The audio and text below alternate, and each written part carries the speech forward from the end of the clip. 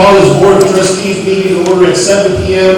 on Tuesday, May 21st, 2019. If everybody could stand and say the pledge. I pledge allegiance to the flag of the United States of America and to the republic for which it stands, one nation, under God, indivisible, with liberty and justice for all. Linda, call the roll. Beckman. Here. Clark. Here. Dawson. Present. Kavanaugh. Here. Stiles. Here. Winston. Here. Somebody like to make a motion for the approval of the board meeting minutes of May 7th, 2019. So moved. Trustee Stiles. Second. Trustee Clark. Any questions? I'm sorry. Linda, call the roll. Beckman. Yes. Clark. Yes. Dawson. Yes. Kavanaugh. Yes. Stiles. Yes.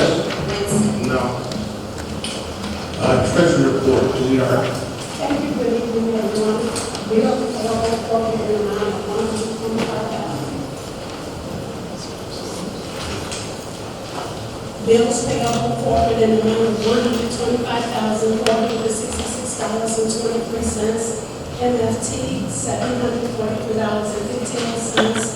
Storm sewer fund $110. Water account $52,806.34. Capital acquisition fund $1,404.85. TIF industrial park $2,945.52. Glenwood golf course $96,264.38. TIF south $158,542.34. That's the total of all funds, $438,282.81. Somebody like to make a motion to approve the bills payable?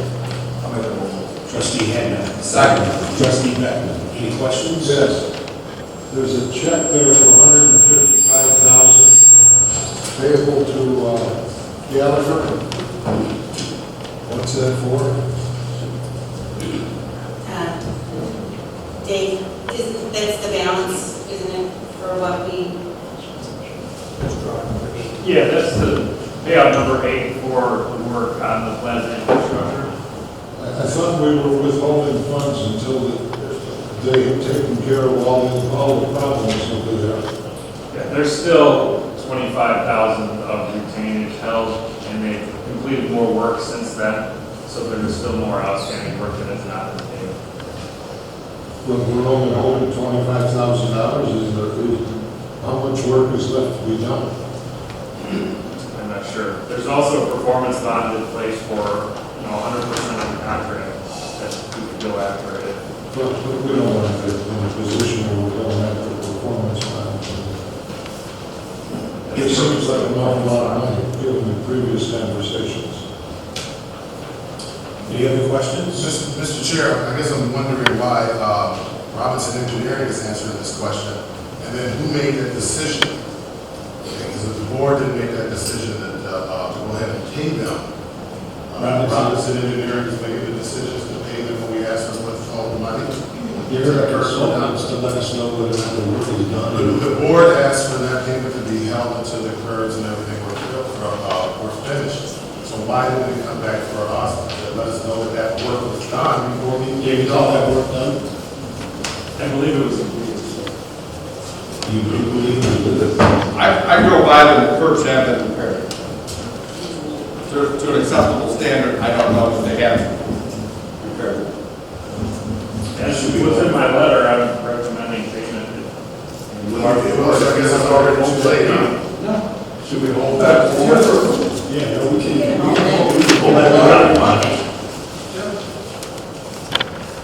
So do you want to amend your, who made the motion? I did, yeah, I'll make my motion. To pay all those payments except for Gallagher? Correct. Second that. Any other questions? One more question, just please. I spoke with you, Brian, in regards to the weapons, and you said the $7,600, you said that was for qualifications. Can you just elaborate a little bit more? So that's for when the officers have to qualify. That's when the officers have to qualify, and there's a $400 charge per officer with 19 officers, so the mathematical equation to that number. And will that be an annual cost? Yes, it is. Yes. Thank you. You're welcome. Linda, call the roll. Beckman? Yes. Clark? Yes. Dawson? Yes. Kavanaugh? Yes. Styles? Yes. Winston? Yes. Payroll. Payroll as of date, May 10th, 2019. Corporate in the amount of $112,872. Vacation Village, $22,367. Glenwood in the amount of $33,986. Vacation Glenwood, $9,356.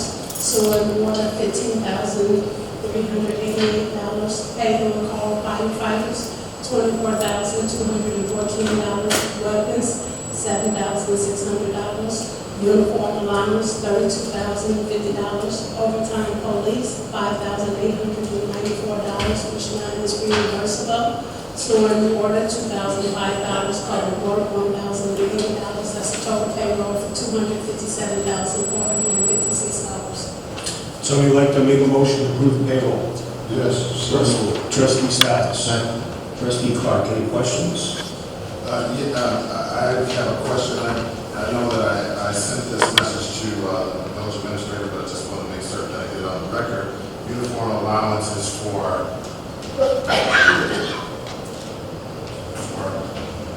Yeah, that's in your union contract. That is per contract. And there's Paid out every pay. and that's every year. So Correct. it's a lot of money. They could buy other things besides you. I'll see it. Linda, call the roll. Beckman? Yes. Clark? Yes. Dawson? Yes. Kavanaugh? Yes.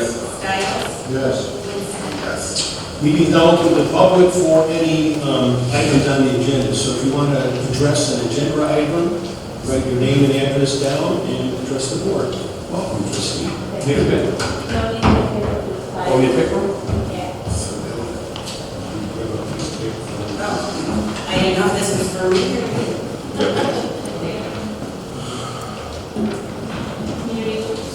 Miriam Slaughter, 512 East Center Street, Glenwood, Illinois.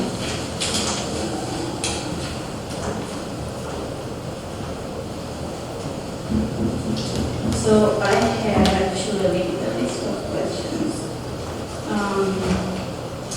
So first of all, the board meeting minutes were just approved, but there was so many corrections, and I can just point out two right off the bat.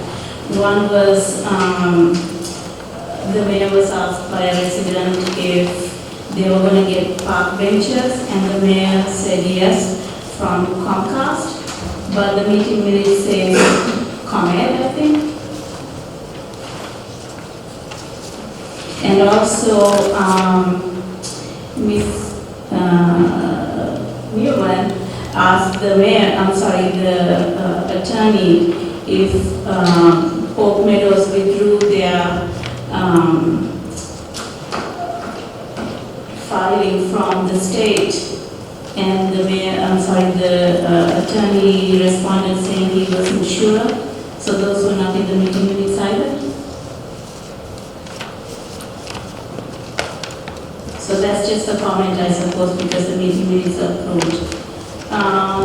And also, Mr. Mayor, when we were in Springfield, I was there when the conversation took place about the park benches, and Comcast did not agree to pay for the benches.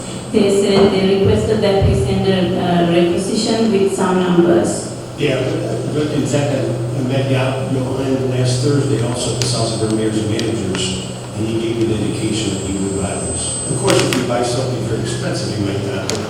He agreed to that. But we do still have to send them the numbers. We got to pick out the benches and send them the numbers. You have sent the numbers? No, we are going to. Okay. Who at the South Suburban Mayor and Managers approved that? Or said that? Nobody approved it. Johan Fernando from Comcast. I asked him if he would be willing to consider funding the benches. Trustee Slaughter and I were there, and That was at Springfield, and he requested that we send. So they didn't promise to give us monies for benches? he gave us an indication that he would. No, At he least just I said, find it. yeah, he just requested that we send something in writing. So, and also, meeting minutes, okay. So treasurer's report, what are the three vacation payouts and for whom? I know that when I was on the board, there were two payouts. That was for here. There is only two. There's two. One for 22,367 and one for 9,356. Okay. And then, I'm sorry, what were they for? How much? So I'm looking at, okay, 22,367 okay, and 9,356. okay. And then, under the mayor's office, number one, what is the, changes in the liquor license? Okay, go ahead. Which one, number one? Number one, yes. What that does, you're familiar with Glenwood Oaks, Yes. and the current owner is in the process of selling that business to another buyer. Okay, That buyer and his attorney approached the village saying they need to know they're going to get a liquor license before they can get their financing and go ahead and purchase that building. So, as an accommodation to assist in that transaction, what this amendment does, it allows the issuance of a Class A liquor license to a contract purchaser of a business that already has that license. So it's not creating a new license, it's just allowing us to transfer. issue that license so that transaction can then proceed, and the gentleman who is wishing to make that, purchase that business can go to his bank, and his bank will have a comfort level that he will in fact have a liquor license.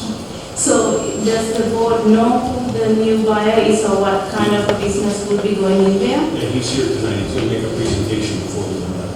Okay, perfect. Because I know we did not approve at first for the Lincoln Crossing because we didn't have, when I was on the board, we did not have the name of the business or the type of business. So I think, okay, for the new one? Okay, perfect. Okay, so that's that. What are the duties of the treasurer? What are the duties of the treasurer? To Yes. oversee the village's funds. There's numerous different things that you don't have the statute in front of you. Right, so it's going to change, right? To, as far as changing the salary of for the We position? included additional job duties for the treasurer. Okay, And so, extensive changes and upgrades to the title of treasurer. okay, so what are those updates? Yeah, would you like to do?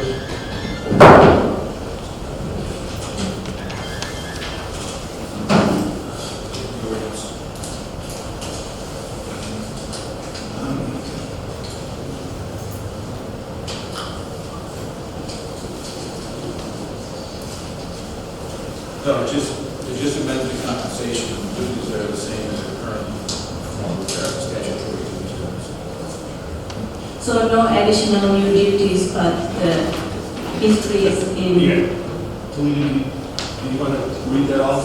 I did bring my new That's okay, I'll just move on. Because I think the board should know what the new duties are if they don't. There's a lot of Especially when, right, so, but I don't know if it's in the new ordinance. Are there? Mr. Mayor, so may I add that the job description for that position was updated March 25th of 2019 to reflect what those changes would be. I'm sorry, when did it change? March 25th of 19, the job description was updated. So I was on the board at the time and it was not approved by the board? Job description was updated. Oh, okay. So even though it's appointed, The board wants to see it's not a problem, but job descriptions are not. Well, I think that the board should see it if it's been changed. I don't know. Again, I'm just concerned about the prerogative of the board. We should be able to see any job description changes if they have changed. It's not a problem to see it. Before I approve a 140% salary increase, I want to know what's changed that makes it necessary. Should we table this? To me, point of order, I just want to say, this meeting's still open up to the public, and we haven't gotten to that point to discuss that. okay, so moving on. Okay, so why are we increasing, okay, so I'm assuming that you're gonna say that there are duties increase, so I'm gonna pass on that. Because we did change the salary from 2,000 to 5 in the, like, less than 4 years ago when I was on the board. Who requested the increase? It was recommended by the Finance Committee. Mr. Mayor, any recommendation has to be approved by the board. So when did the board make that recommendation? I beg your pardon? It's why it's on the agenda. What's on the agenda is approval for the increase in payment, not the recommendation offered by the Finance Committee. So when will we see that recommendation? They just made a suggestion, the chair of the Finance Committee did, so.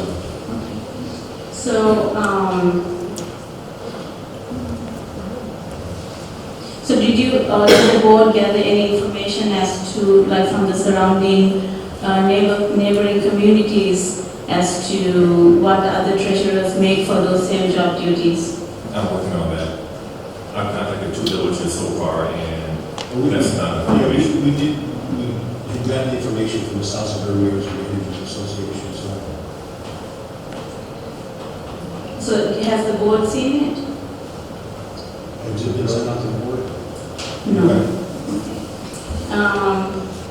It feels like the village of Glenwood is like Oprah. I'm going to give you money, I'm going to give you money. Oh yeah, you're doing a job that I hired you to do, so I'm going to give you a 16% raise. I mean, it's my money, and I would like to see it, stay in Glenwood and make sure that we do stuff for the community. And then on number 3 on the agenda, Trustee Winston, have you seen the lease purchase agreement? I'm assuming that this is the lease, and I was going to ask this. Number 3. So somehow this is changed. So, I haven't seen it. It wasn't attached to our, wasn't included in our packages. So, Trustee Bickman, have you seen the lease purchase agreement? I've not seen, I've heard of the recommendation for the equipment that it's looking at, and I know that they wanted to go and purchase it, but the lease was a better option. So I'm just Excuse me, that's what he alluded to last time we talked about, was that he wanted to lease half, now and half next year for the budget. So that, Can I answer that? The board, the lease was in the last packet, and nothing changed. It's just that TCF asked for a resolution to be passed to go with the papers, that's all. Right, but there was So, no, I'm sorry. There was no change, they just asked for a resolution. So when I was on the board, there was no purchase to lease or lease purchase. It was a buyout. It is a buyout for $1. So it was supposed to be a 30% down, and then we were supposed to go out to get a loan? We tried to get a, It's a municipal lease. Right, so that was the board's approval at the time. So it seems like it changed. And once again, Trustee Hadnot, have you seen the lease purchase? I have it. You're right here. Yes. Why is it that you have it and everyone else That's doesn't? what you told me last time. This time. I asked for it. Okay. And Trustee Clark, have you seen the lease purchase? Yes. So you requested and you have you seen the lease purchase? Yes. And I'm assuming you have seen it, okay. So, and then under the lease purchase, oh, I guess you already answered that question. So number 4, Trustee Winston, did you request the ordinance to be changed on number 4? Or ordinance to be written? Number 4. No. Trustee Beckman, did you make the request for ordinance number 4 under? I can just go ahead and say that I made the request, and I believe we will address why that request has been made. Okay, so if you made the request, why did you make the request? Would you like me to say? Go ahead and answer. Okay. I don't think it's new to anyone, but everyone knows that I've been pursuing a change in careers. And in doing so, I've been going to school for mechanical engineering. And I've been contacted by NASA, and they asked me if I could work in their rocket test program. And prior to this encounter, they asked me 2 other times to work with them. I said no twice to them. And I told them why I said no. And they asked me, well, what would be your dream position if you got a position with NASA? I told them what it was.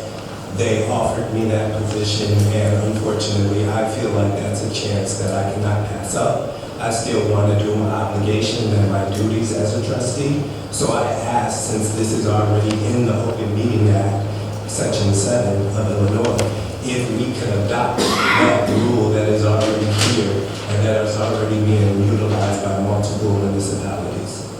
So Section 7. In the Open Meetings Act. Correct. So that's if you are traveling for work, not if you are. I am employed by NASA. Right, but if you were employed by NASA, you already knew that you're running for office. And This was after, ma'am. Okay, that's not even correct. So I voted for you twice, and I'm And I very appreciate that. disappointed. We had 3 votes from us, 3, both times. I wanted change. And I do apologize if you don't feel like this is justification enough and that this is not an amazing opportunity for not even myself, for Prairie State College and for the Village of Glenwood. If I can transfer my vote and give it back, I would. I would just like to ask, who would you have voted for? Because you align yourself with a certain party, and if you would have voted for someone else, I would like you to share it. I didn't want to vote for anyone else because I didn't know you were leaving. I didn't know either. Okay. They called me, and as I said, prior to, I turned down 2 opportunities for them, both thinking that put myself in jeopardy of never doing business with NASA again. So And do this you is the know- NASA that goes to Mars, goes to the moon, I- travels to the sun. I Just don't for know. clarification for anyone who did not know that. Okay, I'm a little insulted, but, That's you know, okay, honey, that's yourself. shouldn't we have changed the ordinance for trustee Washington? If she chose to still stay a No, resident she of did the right Glenwood, thing. if she wanted to still be a resident of Glenwood, yes. If she's moving and not intending to come back, I don't believe that was, well, let me say this, that rule was in place and that was up to her if she wanted to do it or not. This is not my decision. This can be used by anybody on the board if their business relocates still. It's not my decision. They can approve or they can deny. So, yes, state statute 120/7, what it does say is that if a member wishes to attend meeting by other means, other than notifying the recording secretary or the clerk, okay, it goes on, I'm going to just get to the majority of the board has to approve, which I'm thinking would happen sadly. And then it says requirements and restrictions. Sorry, let me. Can I interject one question, please? We both are real estate brokers. Do you feel like you don't do your job as efficient as someone who sits in the office all day? What does that have to do with? Because you can do your job remotely. I can do this job remotely as well. How are you going to go to IML remotely? How are you going to go to closed session remotely? They do allow that conference via phone call or video be done remotely during closed sessions. You know what? I can pass on the I think we information. received a lot of voters, that's all I have to say. Let me just say, if you don't believe it's true, I have an email thread that you can follow, and you can also contact the Attorney General, as I did myself, Right. and that approved that going forward. So your answer, your response that you received from the Attorney General was based on the question you posed. So that's number one. According to the statute, it does say that you can, but it has to be if you are ill, if you have a family emergency, if you're working for village business, or if you're traveling for work. I have a copy if you would like it. No, thank you. I still want the record to reflect that I'm very disappointed that you received a lot of voters, and I'd rather you step down and have a special election. I'll take that into consideration, thank you. And has anyone considered the technology? Do we have the technology to accommodate that? We are looking into it. Okay, so that's another expense, okay. That's all you need. And then also, would the compensation be same as if someone is sitting in here? Yeah, we could change it, obviously, as you know, you have to, in order to change an elected official's salary, you have to do it 6 months prior to an election. And I'm talking about when you're calling in versus staying here in person. there's no difference whatsoever. You get paid by the meeting. Well, I wish I knew that. Why is the grass cutting back on the agenda? Because we have the need to cut the grass. So when I was on the board, we did have, is it Elmo? Yeah, Elmo's grass cutting. This is for the individual houses, this is not for the village of Glenwood, they still have a contract with us. Okay. Yeah, so this is But, for right. the individual houses. That's what when I was sitting right there, that's what we voted on. And whichever way it goes, We tabled it. Okay, I don't think we tabled it, but I would like for the board to consider, Elmo's grass cutting, because she's not only a local business, she's a taxpayer of Glenwood, and 99% of her employees are Glenwood residents. Thank you. Anybody else wishing to address the board on agenda items? Leon Moore, 318 Blackstone, Chair of the Finance Committee. I wanted to address the item on your agenda dealing with the increase in salaries for the treasurer. And a little backstory, as you recall, we had difficulty when it was at the $3,000 level, we could not recruit the treasurer in order to take the job. And there was kind of consideration of an increase in 1 to 5. Exactly. And so the backstory in terms of rewriting the description, some of you may recall that we had, let me just address this. The size of our director of finance staff is comparable or less than a lot of our counterparts of similar size. Some of them have an assistant director, a pretty decent salary. Some of the treasurers double as assistant finance director. So when I spoke to the mayor, and I spoke to the treasurer about how could we right this situation, we decided that we used to bring in a member of the accounting firm, some of you may recall. There's a lot of complaints about how are we paying this outside accounting firm to in effect do in-house work. So we thought in terms of the amount that was being paid is in excess of what we're proposing to increase to the treasurer's salary to. So we entertained a position description revision by the treasurer in terms of what would it take for her to in effect serve as the backup to our finance director relative to the accounting requirements that are necessary for us to function efficiently. And so we decided to rewrite the job description to support somewhat of an increase. And I gotta say that the amount that you're looking at is less than the person required because of the skill level that we need. And it's certainly less than what we were paying out on an ad hoc basis when we had an outside person coming in with that assistance. So I stand here this afternoon, this evening, to solicit your support in terms of the amendment to this ordinance. And it's not limited, and we didn't have the finance committee vote on it because the folks on the finance committee, and of course the treasurer is a member of the finance committee, and the finance director is a member of the committee. So the mayor and myself and the human resources director, we decided, well, let's give this a shot in terms of rewriting the position description, save the village money in the long term, and at the same time, get the expertise that we need in terms of our finance operation. So I stand here today to suggest that I ask your support of that ordinance, and I think it will be well worth the money that we have on the agenda. Mr. Moore, Yes, please. can you share with us the amount that we'll be saving from the cost of the accounting? Yeah, we can do that for you, Ed. What we'll do is go back and see. In fact, I think William was the one that was always considering why are we doing this at all. And it still seems to us it's better to have, at the time, rather than have 2 full-time accountants doing it, it's better to have a part-time person coming from the outside firm to do it. And you can certainly look and see what those costs were, but they were not insubstantial. Yes, we're happy to get that for you. Okay, Mr. Chair, since you mentioned that it was based on, you work with the current treasurer and the mayor, and to decide what the qualifications are, can you please share what those qualifications are, because they're not in the ordinance? Well, we will get you a position description that we revise, so that you will have that at your disposal in terms of taking a look at it.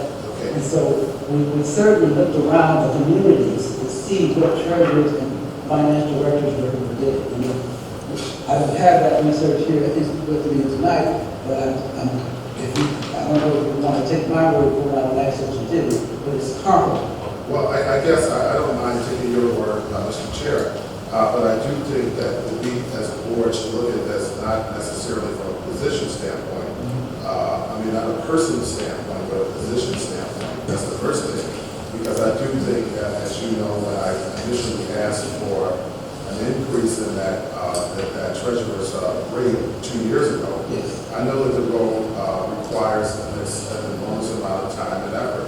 But what I'm concerned about is that the ordinance really doesn't speak to many of the things that I feel a treasurer should be responsible for. It doesn't speak about going out when we need bond or reinvest in some of these different things. It doesn't speak about the role that treasurer would play, that would play, how long that person would have that appointment, how often that appointment would be made. There's a number of things that are missing, and I'll go into in more detail once we get to that item. But it would be nice if the board, Mr. Chair, could have a written recommendation that you and the mayor and the finance committee came up with, because we'd like to know how you came up with this decision to go from 5,000 to 12. Okay? Certainly we can do that, but in terms of the ordinance itself, the position description will be an attachment to the ordinance in terms of the duties, because if the successor to that position and the person who brings the same level of skill, we would suggest that that person be compensated at that same level. But there's a possibility that the next treasurer will not bring those skills, so we want to have some flexibility to adjust the salary accordingly. So it's not as if it's a fixed amount, but based on the skills that this particular person brings to the position at this time, we think that the number that's being recommended is a fair compensation. Compared to what we would pay for an outside person coming in and doing the work. Well, you know, in many communities, the treasurer position is an actual elected position. It's Yes. not even an appointment. So I guess when you come up with the salary amount, I'm just trying to understand, because in many communities, that position is elected. It is not appointed. So I'm still trying to understand what those roles are going to be for this appointee. If she's not an employee, she is an appointee, or that person is an appointee that is confirmed by the board and the mayor. So we definitely need to make certain, this is our opportunity to make certain that that role is taking care of some of those things that we need to look at this before we actually make any action. I take your point. I take your point. Any other questions relative to why this is on the agenda? Well, I guess the other question, like ex-trustee Slaughter had made mention, I mean, how did this come about? Like, was there some concerns? How did this come about? Because in fairness, if you're going to go to the treasurer and ask them if they want more money, I would say, if I was the treasurer, I'd say I want more money too. So how was this process? It was more the fact that we want to increase their duties and compensate them for the additional duties. But according to this ordinance, it doesn't look like any of the duties were increased. Well, we're going to have an attachment So how is the board expected to vote today, because it is an item on our agenda, if we don't even know what those extra duties are? I take your point, Mr. Winston. Let me say this again. Okay? We will attach to this ordinance the position description. Okay? Whether or not you can make the computation that we made would be something that you would have to see whether or not we will sufficiently increase to clerical compensation. Let me mention this, I don't have to take a seat, because I don't want to use this on you. Is that this was brought about because of the complaints that we were getting from the board relative to the payments of the outside accounting firm doing work on it for us on the inside. So we decided that rather than go through that again, getting beat up every time we have these outside accountants come in, we said, well, maybe we can bring this in-house, okay? And so that was our effort. If it was not the best effort, we just give you the best that we can do. Yes. Chairman, is it appropriate for me to just add in that as well? As the board complained about, we were paying approximately in addition $65,000 to the external auditors. And as the board complained about that, actually George came to me and asked me if they can hire me out to do the additional work because you had Adam, the other auditor, that had left. So now that you're not doing that external payment, an additional $7,000 to get the level of work and the hours and the reports that you have never had as a board. I am the only trustee that have submitted the level of accounting, the support to the finance director, the support to the village administrator, and to the board, and ensuring that your daily financial operations are there to do that. So I think that, again, to Trustees Winston's point, it's not about the person, but the positions and the monies that I have saved the village in terms of your financial accounting and those responsibilities. You will not be able to get a certified public accounting for $12,000 a year to spend in excess of the amount of hours and days that I spend to do financial planning and analysis and the areas of not only your banking account, all of your bonds, your trustees, your TIFs, and all of that, which the board has received on a monthly basis, those areas and those details analysis. So that's where they came from, and that was how that request came about and what would be comfortable. So it's not even comparable to what you would get skill set, that if an increase was not given and that you had another treasurer to give that point, you would not find a CPA for $5,000. Mr. Chair, if I can and I thank you, Ms. Toledo.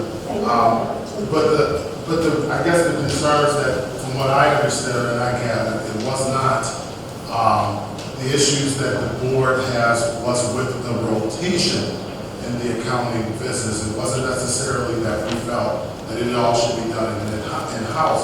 We wanted layers of oversight with that particular process, and we're going to continue to have the same vendor in place for years after years after years.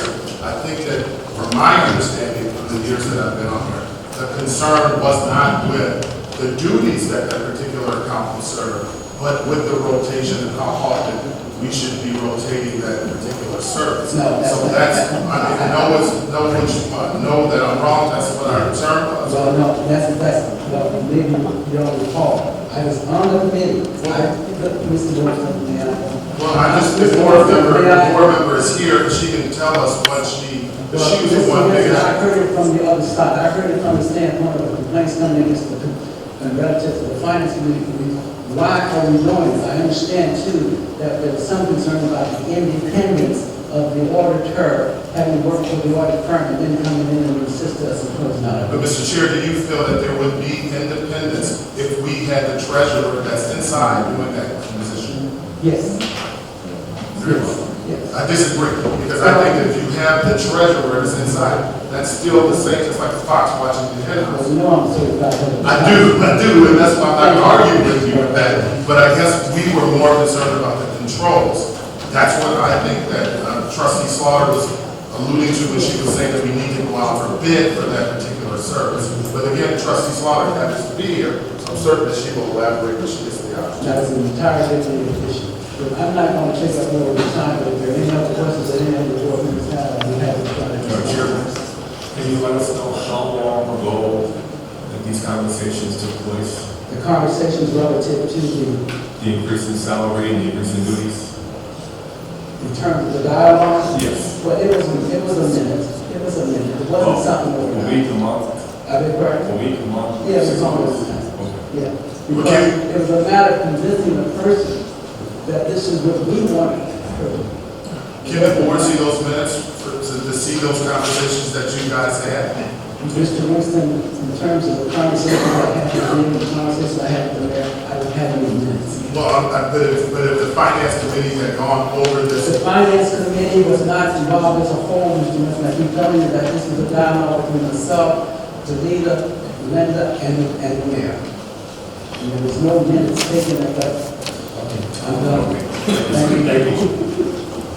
Sorry, meeting started, I want to send us legal here. Just wanted to clarify what Chairman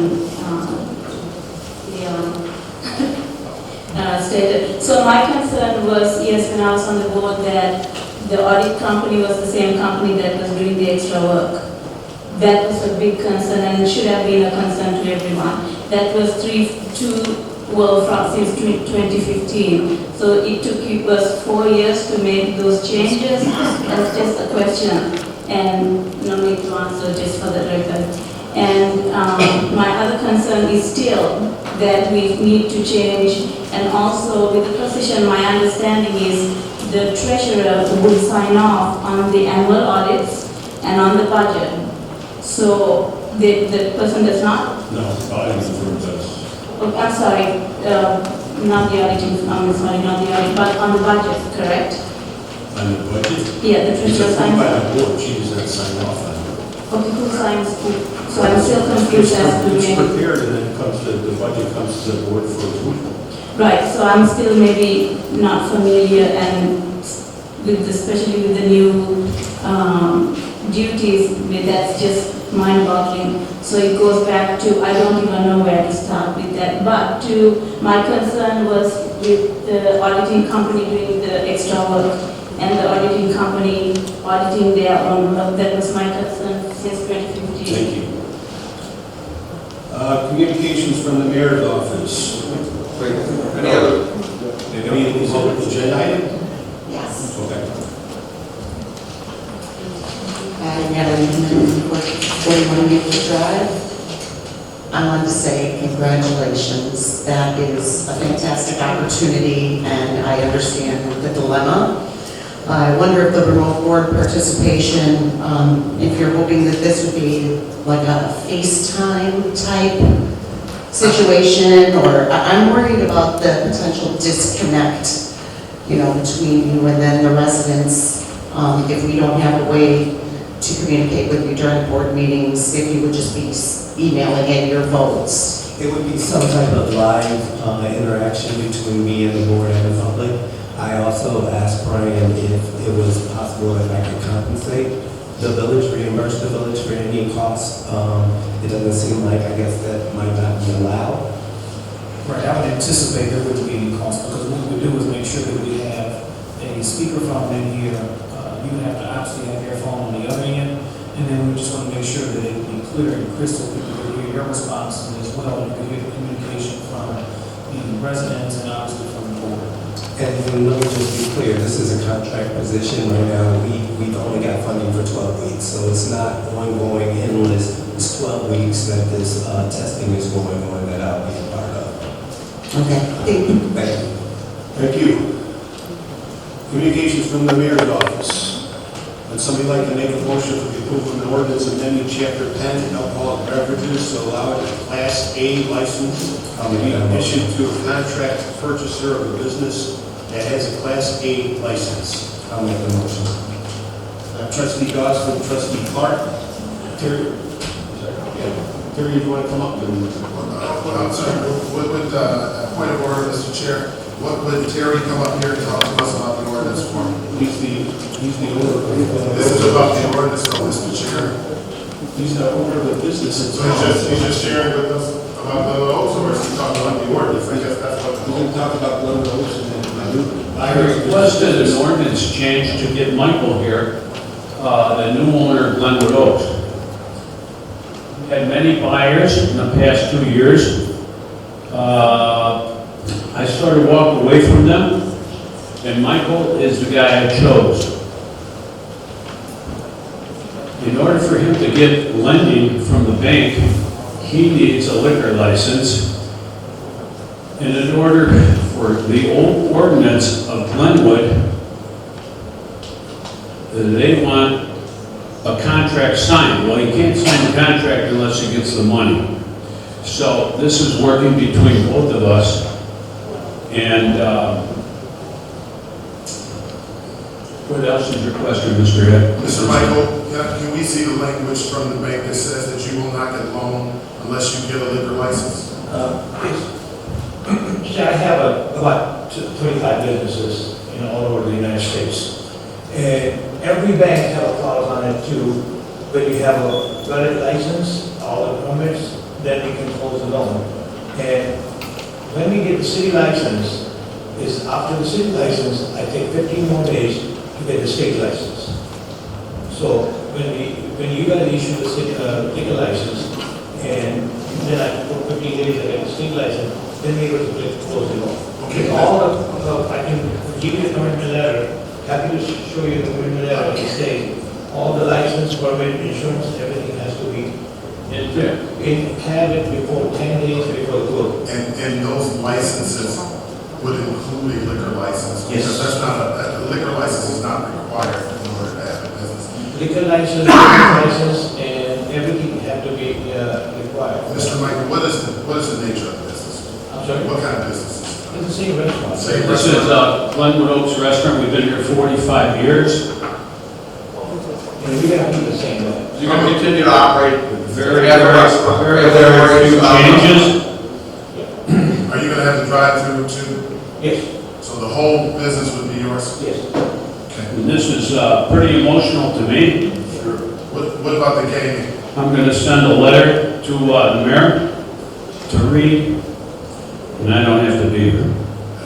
What, is he seeking gaming as well? Is he gonna have, is that gonna switch over as well? That's controlled by the state. If they have a liquor license, they can maintain the gaming. Any other questions? Yes, I have one question. Glenwood Oaks has an A license and also an N, it's a Nancy license. So you're transferring both licenses, is that correct? Yes, sir. Okay, great, thank you. Any other questions? I do have another question, I beg your pardon. What is the time period? When would you be taking over for this? We were planning to put it on May 31st, but it's going to be now June 10th because of the license. May 31st? Yeah. Okay. Is there any? I beg your pardon, Mr. Point of order, Mr. Chair, I have the floor. Is there anything that he would have to do with, has the police done any background checks or anything? It's already done. It's already done? Yeah. I get the fingerprint, everything was done. Yeah, it has to be approved by the state for a liquor license. And can I just ask one question? Is this going to be adopted in the ordinance going forward, or is this specific for this one time, for this transfer? It's a permanent amendment to the ordinance. It's a permanent. Yeah. I mean, once he has his license and up and running, you can always choose to reverse it, depends on how development. You said you have 31 other businesses as well? Yes. They're in the South? I'm in all over in Chicago, Ohio. I'm from El City, South Harlem, Dallas, Texas, California. Any names of businesses? I have a owners, I have a gas station, I have a liquor store, I own Bollywood, I have a clip, sports bar, those kind of things. Any fines in the last 24 months that you received? Any fines? Last 10 years, I have no violation. Any other questions? Let me call roll. Beckman? Yes. Clark? Yes. Dawson? Yes. Kavanaugh? Yes. Stiles? Yes. Wilson? Yes. Thank you for all your years of service to this community, Terry. We really appreciate it. Can we have your card too? Thank you. For the past 45 years.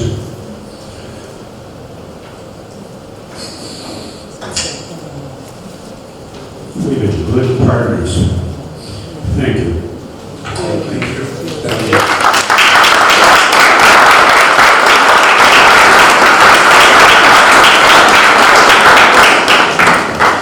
Mr. Mayor, I just want to remind you, we have Heritage here, and they have another project to get you. Okay.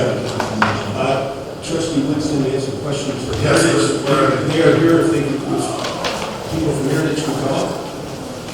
Thank you. Trustee Wilson, a few questions for you.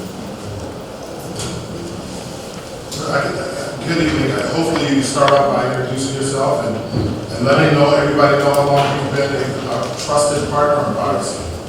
My name is Chuck Cole. I'm the service manager at Heritage Technology Solutions. I believe we've been working with the village 5 years. So, okay, have you had an opportunity, have you ever met any of the trustees? Because I know I've sent a message and I haven't gotten any calls. In the past. Okay, so we have new trustees that are here. I have some concerns about our technology and being compromised. So I'm certain that you sent the letters or the message, the questions that I had, because you wanted me to give you the questions preemptively, right?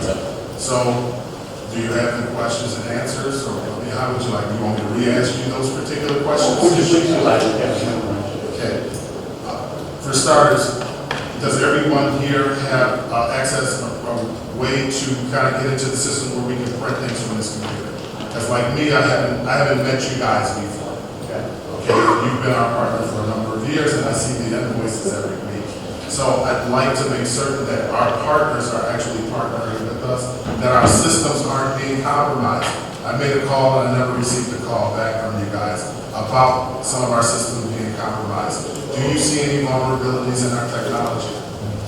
There can always be improvements. You can never be totally secure. There are levels of risk that every business assumes to do business, but certainly we can make improvements and we can make suggestions for you. What are some of the suggestions you may recommend? I don't have it with me. You weren't prepared for them? We can certainly listen together. I think we do RFP every 3 months to the village. How safe is our network? How safe is our network? On a scale. Yeah, I mean, he's technology, he had all of our technology. We're less secure than a lot of banks we take care of, or more secure than a lot of others. So in terms of a government, because we're a government entity, is there certain things that we should be concerned with? There are some more controls that are certainly available to you on the firewalls. Okay, has that been made available to the board or to the village administrator? That would be during the RFP. Yeah, every quarter or so we have a meeting with the village manager, police chief. We go over possible upgrades if needed. So we do mention, maybe you want to do this, maybe you want to do that, but it's always a budgetary type discussion, because obviously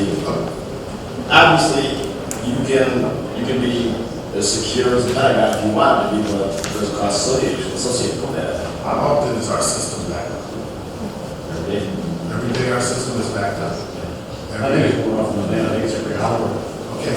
And in terms of our changes to hard drives, when there's changes to hard drives that are being made, I mean, do you notice that change from your end? When you see some changes, how are we notified?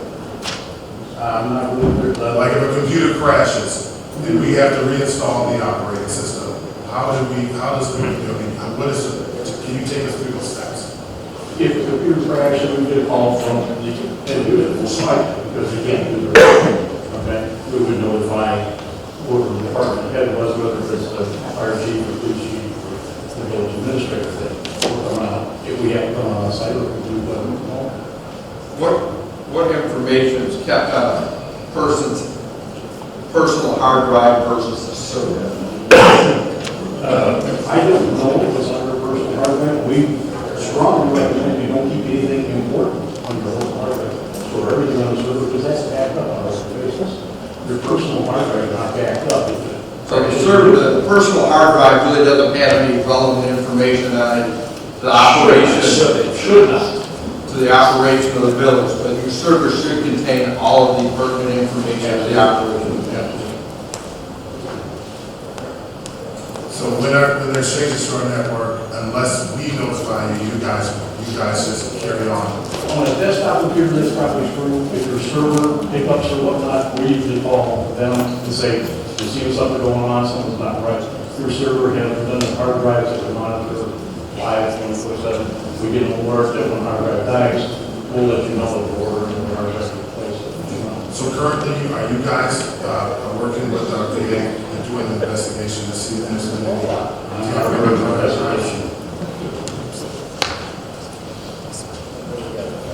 So there's no investigation going on to see if our hard drives have been removed or changed over the past? There was one incident that we were working on, that we looked into, but there's, Can you tell us about that one? well, we had a call in that said, one of the PCs was not accessing the camera system, and so we took a look into it remotely. We have remote access to the desktops for software, and we noticed that it looked like that the hard drive was reset or set back to factory default. So most of your PCs, there's a setting that you can click back and default and erase everything out. So we noticed that, and so we had so we basically rebuilt it remotely, put it on the Before we remove surgery, they contacted them to let her know that, you know. Do you know when that was? I'm sorry? You have a report on when that was, or any? I don't have a report. It was August 2017. Yeah, August or September 2017.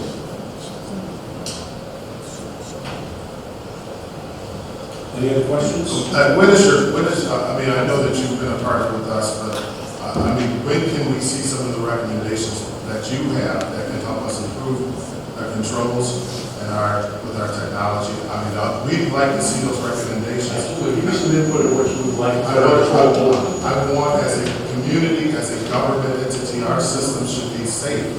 We should never have to worry about anybody or any information that goes on those computers being compromised or tapped into and so on and so forth. So I mean, those are things that I think as a government, we need to make certain that our data is very safe.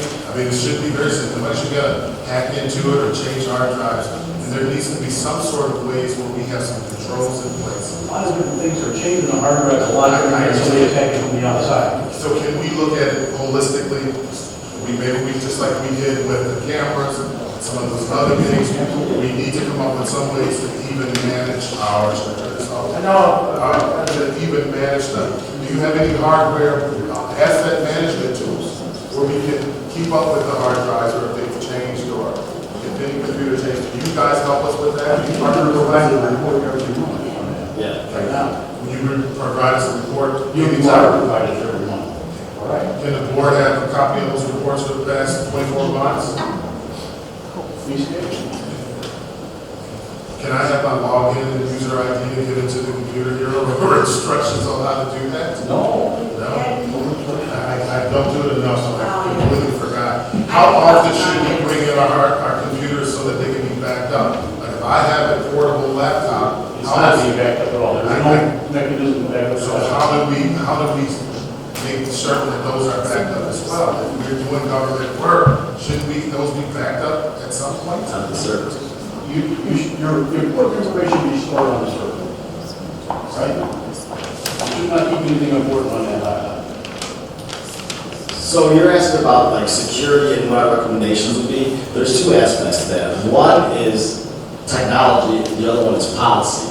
It's got to be a merger of the two. You can't just say we're going to put all this technology, everything's going to be secure, because there's also policy that goes along with keeping everything on the server, physical security as well, locking up the server room, making sure that nobody has actual physical access to anything. So there's two ways, there's two arms to this to being secure. There's technological and there's also policy. So, Okay, so have you walked with anyone here that kind of do an audit to look at some of the ways that we operate to make recommendations, or you do everything we're going on? Well, it's ongoing. Every 3 months we come back and review how we're doing, what we're doing, the latest technology, the latest protections and whatnot.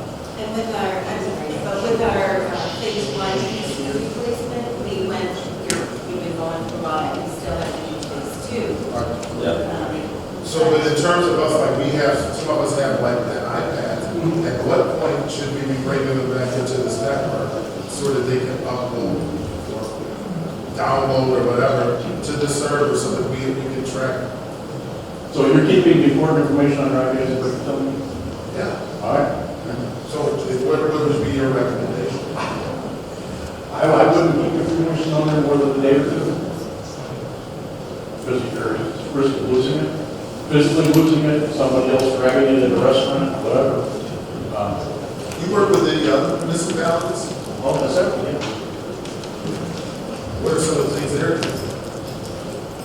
What it is, but as far as I know, as far as village issued laptops, I'm not aware of it. I guess I'm not really just talking about the village issue laptop. I just, as a whole, I'm just not confident right now. And I just feel like we have a technology company that I just feel like. But you haven't talked with us, we haven't sat down and gone through that with you. With us? I mean, it's not just Okay, so we have some of the board meetings in that.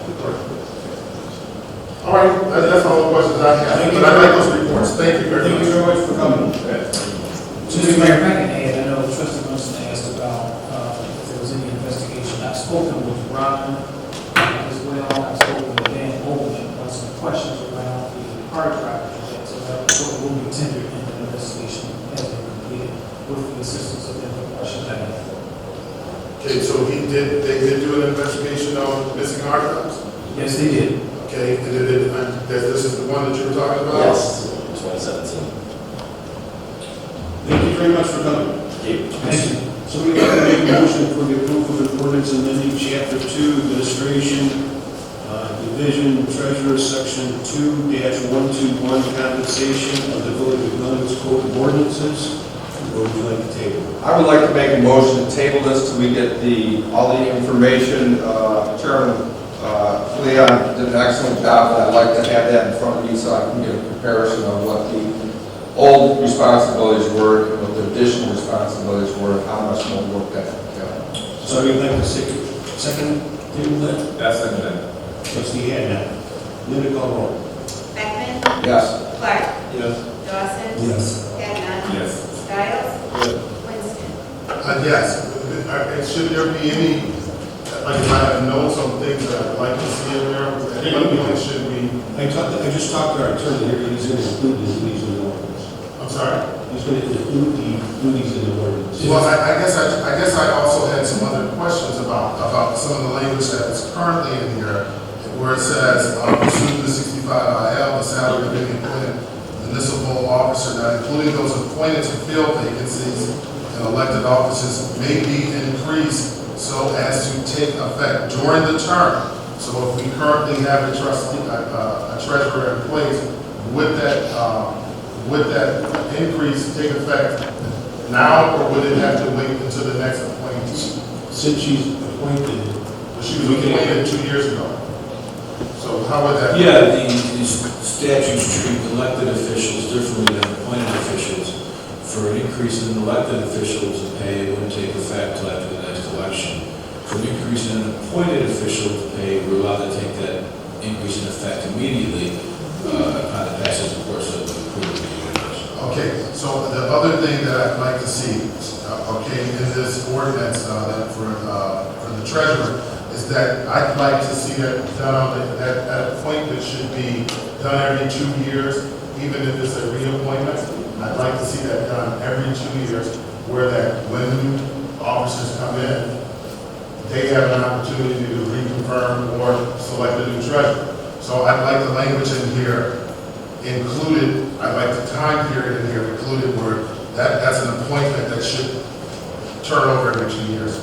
I think that the focus should be on, again, about the position. It should be about the position, and it should have language in there that talks about maintaining and all records and accounts. You know, they should be trying to make certain that that treasurer, especially if we're going to be really utilizing them in the capacity to make certain that we're strong financially, they should be taking a look at some of the bond-related issues and other ways to strengthen. So I think that should be in this, because I'd like to make certain that whoever takes that position, be it treasurer or not, those should be duties that we expect from any body who's a treasurer. This is the motion to table. Linda call roll.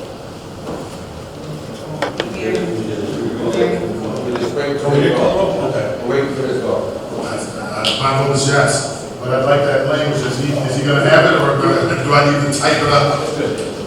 Mr. Mayor, I object to a time limit, unless it coincides with the time limit of the mayor. Again, the ordinance states, Makes the appointment. the ordinance states that the mayor appoints and the board approves, and that's it. Winston wants to have it read. The mayor appoints, the board approves. But if it's an appointment that we can have, just like we do with anything else, the board can have timetables on it, and I guess that can be stricken out of there if the board so chooses, but I'd like to see a time period put in there, and then we can have a discussion at that particular point when that ordinance comes across. But I do think that it should be a time period in there of 2 years.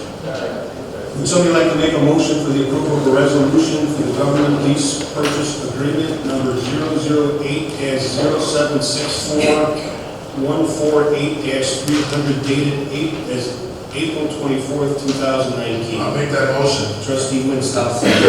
Trustee Dawson, any questions? Yes. Can you please elaborate and tell us what's going on with this? Thank you.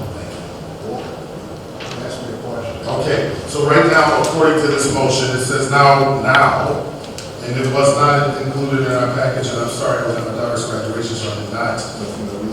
No. But it says approval of the resolution for the governmental lease purchase, and I think that you and I we talked about just going ahead and buying it. So what changed? Why are now we going to lease it? Well, we were always originally, I was working for a used machine back out last year. The one we were materialized. So what I wanted to do was take that 30,000, which was on that line item, put it down on the machine and lease the rest. Okay, so what is the total value of the lease?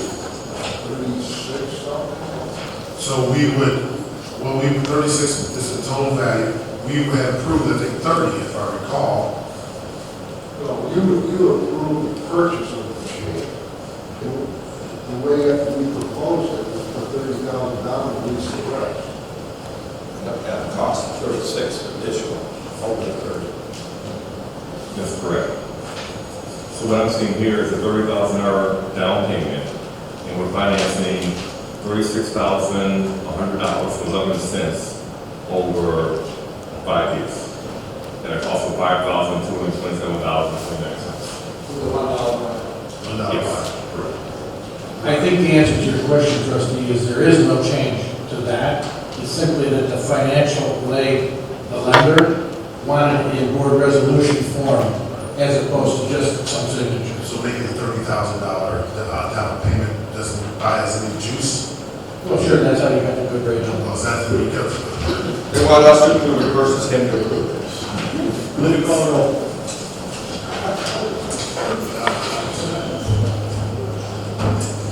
Beckman? Yes. Sweattick? Yes. Dawson? Yes. Kevin? Yes. Skiles? Yes. Winston? Yes.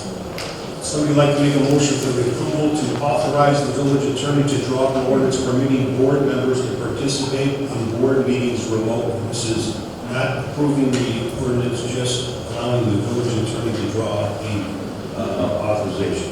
I'll make that motion.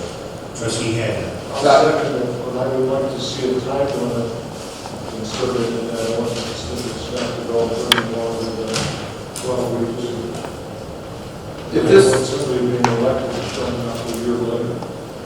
Trustee Stiles. I'd also add on there, I do think that we do need to update our ordinances. I think that this is something that when people do get sick, people have stuff that's going on. I guess my concern is that we also need to consider heritage just left out of here, but those are areas for technology solutions that could make it easier to do, where we can do the Skype call or whatever, where you kind of see the person from the thing.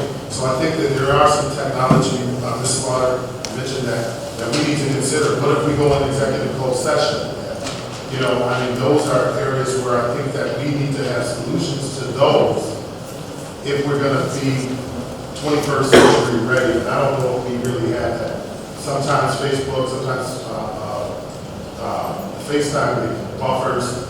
Our Wi-Fi isn't the fastest Wi-Fi, so I do think that we have to have some technology solutions in place to make certain that this can happen.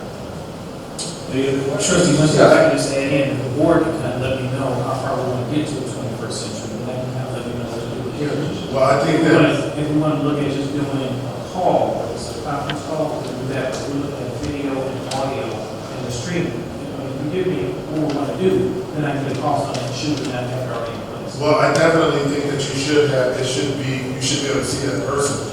You know, I don't think that it should just be a call simply on the phone. I think that it should be some sort of video conferencing, and it needs to be a way where that person can be asked questions, so it needs one of those, I don't know what you call those different things, where people can ask questions and what have you, so that they can still engage. So those are things that at a rudimentary level that we definitely need to have. And I also, in order to come up with some of these technology solutions, I'd like us to re-examine Heritage's contract, because I do think that we need to make certain that we are 21st century ready, and maybe Heritage isn't that far. Right.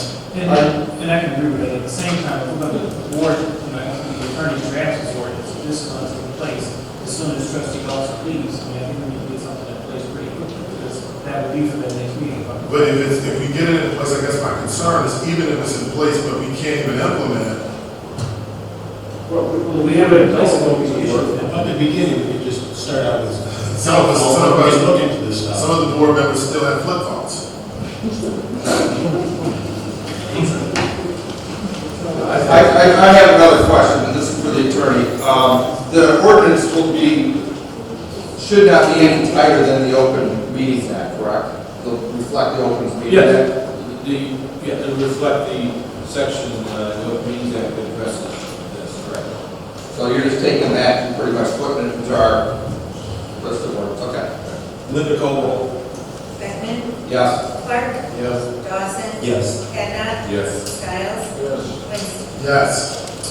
So this is just for consideration. As everybody knows, the reason I put this in the package, the consideration of language for the governing finance committee and golf committee. I don't know if everybody has had a chance to review that. And if you could, after you've reviewed it, I thought maybe you guys can email in any suggestions and changes that you want, and then we can bring it up at a subsequent. Well, Mr. Chair, I'd like for some of these to be on the record. So although I do appreciate putting them in paper, and we can do that following, but I definitely would like to see them in the written minutes, because I have a number of them that I'd like to see. First thing, Mr. Chair, I'd like for this to be tabled until we get some of this language. Yeah, this is not, we weren't looking for a vote, it was just for consideration. This is all the reasons I wanted to make sure you guys got it. So this is for discussion right now. Okay, so I'd like language in there that requires that a resume is included. If you're going to serve on any of these committees, you should have to send us a resume. So I'd like language to say that. I'd like the language for all the committees to have, like all committees to have elected liaisons. Okay, so all committees should have that language. This is something that seems like we're putting it in here. I'd like all the committees to have that same ability to have elected officials as liaisons on there. And I think that the language said not, what did it say, not more than one or two, that's what it says, but I think that it should just say, two elected officials can be appointed to serve on the board. The number of the finance committee shall consist of, I wish you weren't here, Mr. Chair, but I think that the finance committee, the number should be just like any other committee and have a total of 9 members on there with the advice and consent of the board, because that's what the other one, the planning committee says, and every other one. Mr. Donahue, if you can please clarify what this means, okay? Subject to the approval and confirmation of the village board, is that the same thing as the consent and advice of the board? Yeah, the mayor appoints, then the board will consent. I believe I did follow. You changed some words around, which made me wonder if it was, the meaning was changing. So I believe when this first came up, you indicated a desire to generally follow what we did for the plan commission. And it's been a while since I've done this, but that is what I attempted to do, is to follow as closely as I could our plan commission reports that's already in place. Okay, so I just wanted to make certain that it still had advice and consent of the board. The chairperson will be, that's a separate appointee, right? So the chair is a separate appointee that should also require the advice and consent of the board. I think the term should not last for more than 3 years. They can be reappointed, but I do think that every 3 years that appointment should be reevaluated.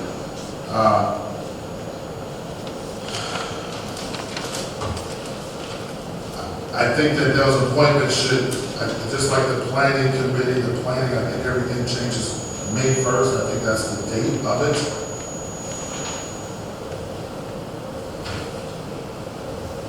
I think that as opposed to just kind of having, and I know that things happen, Mr. Chair, and I do value that, but I do think that there should be established days for the meetings, as opposed to just saying, we meet whatever. I think that there should be some established dates in addition to those other meetings. Okay, meetings, I think that it also should have lettered under organization records, reports. There needs to be some language in there that says minutes must be made available to the public, because the public should be able to see those minutes as well as the board of what's happening there.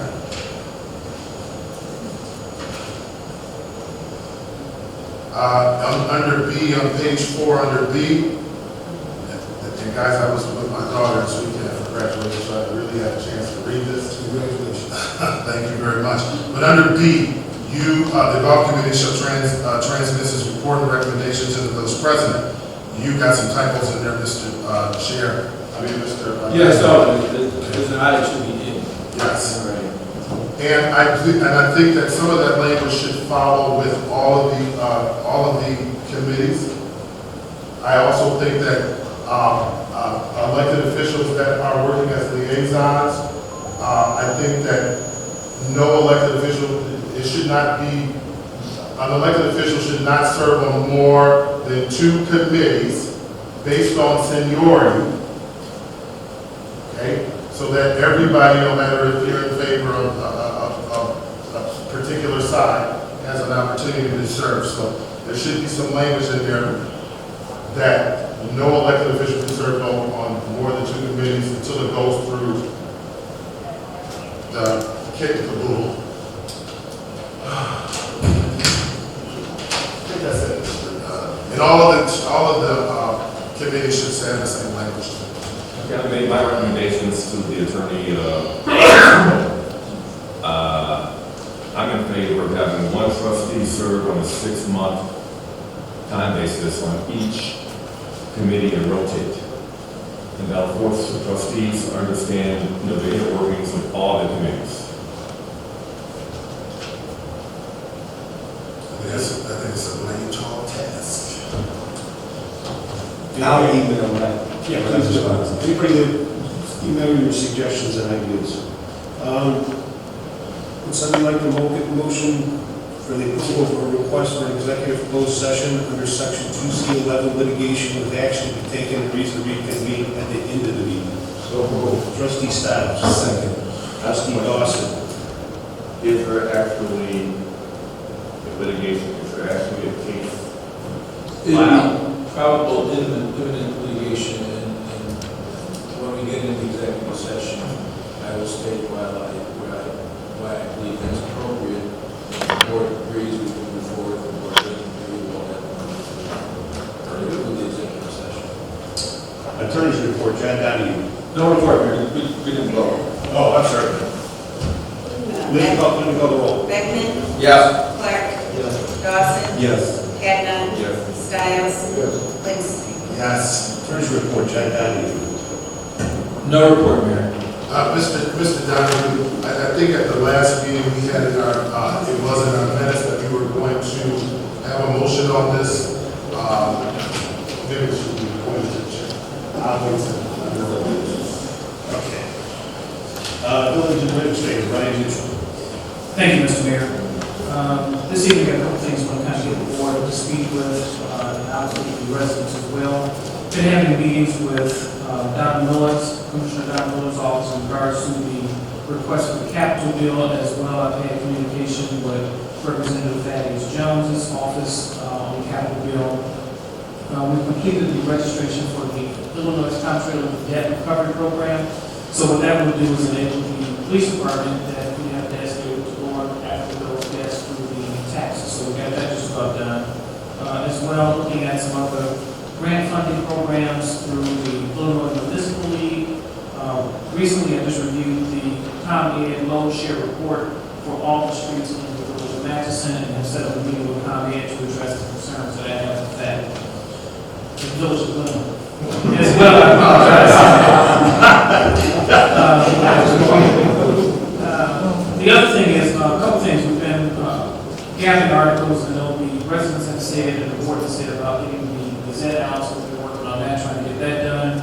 As well, we have been working on, with staff to look at the yard beautification contest. And the last item I have is, I know there has been a request in regards to a in-depth notebook with material for the board. So I want to bring to the board just a quick conversation and make a recommendation. The notebook one copy has been put together, ran into some significant issues with printing costs, and the best cost I can get for the notebook is $180.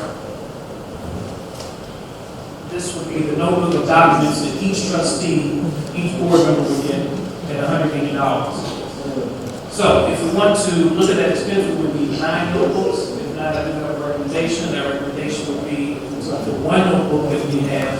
And as elected officials come in, if they want to look at it, if the documents in here that they want, we will be able to scan those documents and get them back to them. If we look at scanning the entire notebook, we'll be right back at the same cost, if not more, because it would take the time to scan it in. Even though it's on our service and in our files, the company would need that to scan everything in. So I don't know what the pleasure of the board for this notebook is. The pleasure of the board was for everybody to get a notebook. If we can do, or not even everybody, it was really supposed to be just for the two new board members. So it wouldn't have been 15,000, whatever you told, 1,500.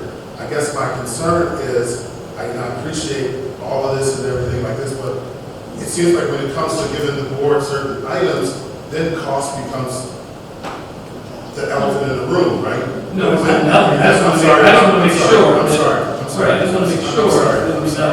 I just want to finish my statement because I've been asking for these binders for 2 months, okay? And it's over. I think that Trustee Dawson he's just said, forget it, he'll just get it electronic. I disagree with that, Trustee Dawson. Okay, well, all I'm saying is that, I mean, we could have printed them in-house. I do know that we have a contract where we could have scanned it. I mean, some things could have been left out or if necessary or needed. If you were worried about this cost of $180 per binder. But I just think that they kind of use that theatric to try to I guess, I don't know. It's not theatric, it's actually. It's a cost for us, it's a tool that we need to do our job. Right, but I think if we give it to 2 trustees, I think every trustee. It should have only been to 2 trustees. Can I finish? It should have been only to 2 trustees. Okay, but there's information in there that all trustees should be aware of. Then make Can I finish my statement? Then make the third. Can I finish? Well, I've been asking these binders for 2 years now. Well, I haven't been here 2 years. I'm sorry, I'm point of order, Mr. Stiles, but I've been asking for these for 2 months. They've been put together. You're speaking of 2 new trustees. I have spoken with both of the new trustees in regards to their input on the binders. Would you care to hear that from them? No, I guess you just asked if there was any recommendation or any comments that the board would like to say, and I'm making mine. Okay? So I don't understand what's going on. These are my comments. I did request these 2 months ago.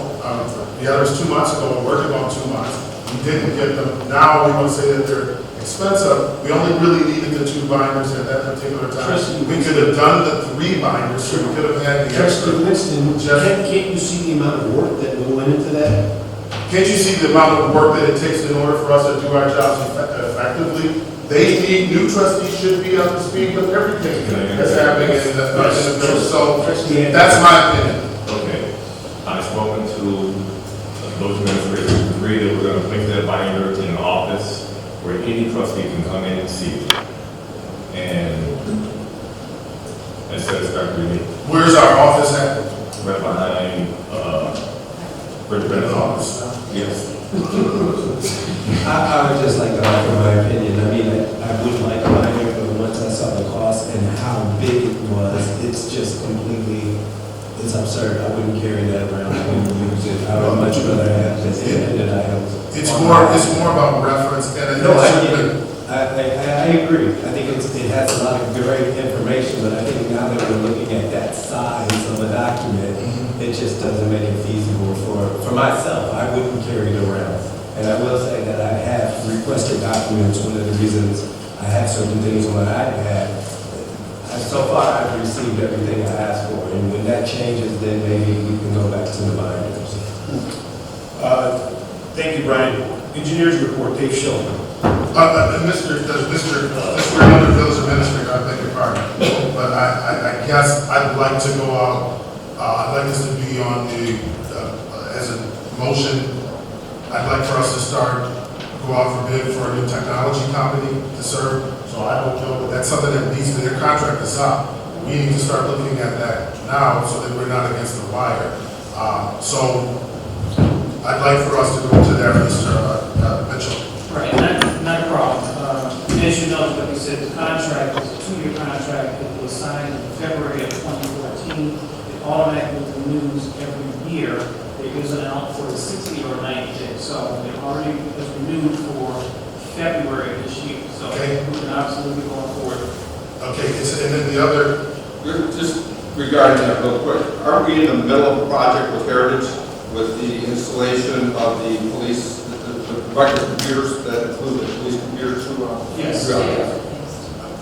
Is that, since we do have a representative from the police department, would finding out a new technology company, would that pose a problem? Would that? Yeah, I would think that, not to cut Sergeant off, but I think that would be a better question to answer by the chief, because the chief is working on several. Who's the deputy chief? There is no deputy chief. Do we have a deputy chief coming? That would be up to the board, with our recommendation. Okay. Chief Petticord is at a conference down, a chief's conference down in Springfield. That's why he's not here. Okay. Since we're still in the village administrator, and I know we don't have a public works director, how is that going? So that's still in the mayor's office, we're going to make the selection. Mayor, have we made a selection, or when do we know when that position will be filled? Should be filled by the next board meeting. I'm going to want each and every one of you to talk to this gentleman. Can we see his resume at some particular point? Absolutely. The other thing is, I did bring it to Mr. Mitchell's attention about those blue cars that are on the fences at the park that continuously keep popping up. I'd like for us to look for another solution and not continue to try to reinvent the wheel with these things. We've tried this experiment, it's just not working. I think that we have to look for a better material. Right, I think, Trustee, listen to your point, it has happened a couple of times, you brought it to my attention.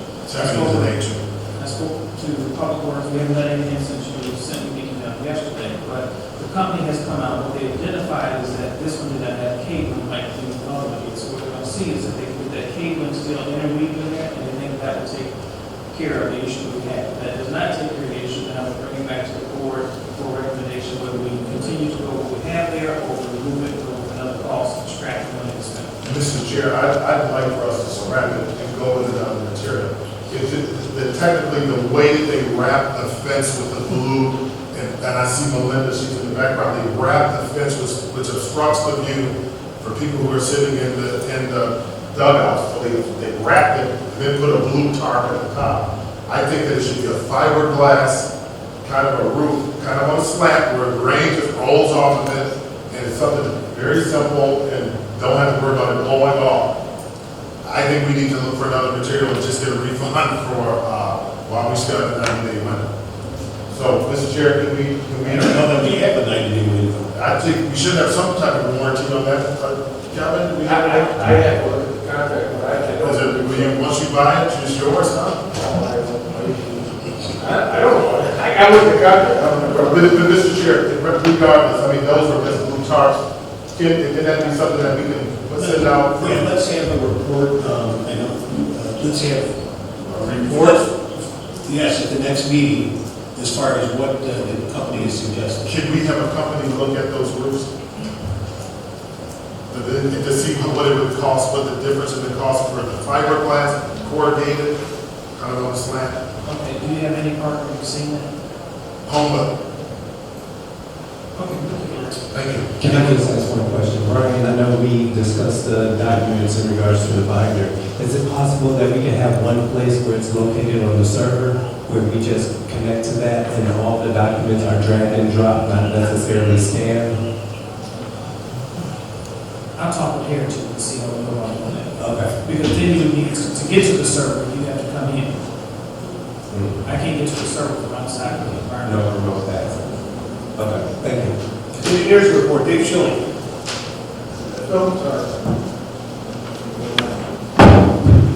Thank you, Mayor. I know we still have the pending Pickens and Clark project, and it was a mess over there, but we just can't get started with the ground being so wet, because the first thing to do is install the water main.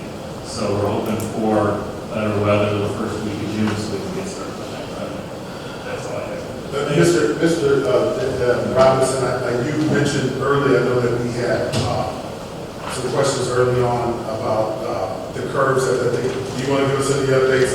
Since you did kind of talk about your recommendation to pay them, what is your, how do you see this going moving forward?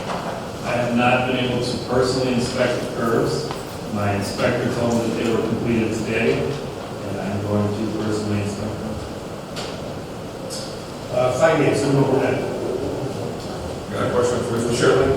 I sent you an email regarding the change orders for the plaza and the cost of those change orders.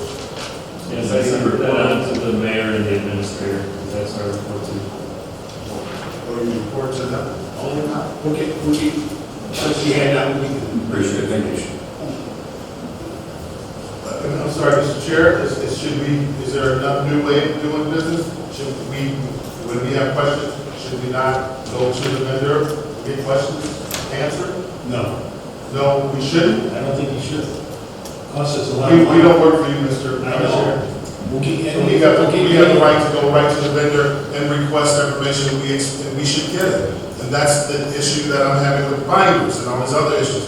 The board has the prerogative to request information, and you guys should just give us the information. I don't understand about this ducks in a row type of thing. We got all the information. Yes, well, when we request it, we expect our partners to give it to them because we can hold up your payment. Finance, Linda Brunette. I do have a couple things I just want to mention. I was just notified by NIMEC, our electric aggregation consultant, that ComEd released their pricing for June 2019 through May 2020, and their rate is 7.063 cents per kilowatt hour, where our current municipal aggregation is 7.443 cents per kilowatt hour. It would be a savings of about $3 per month.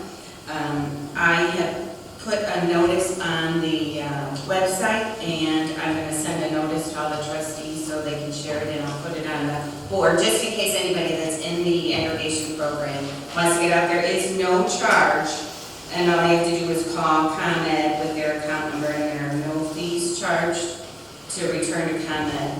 I also wanted to let the board know that I sent out the old community survey, asked for questions to be received by last Friday. I did get some comment back, so I'm working on making some changes, and then once it's been changed, I'll have the village administrator will look at it, and then I'll send it out to the board to see.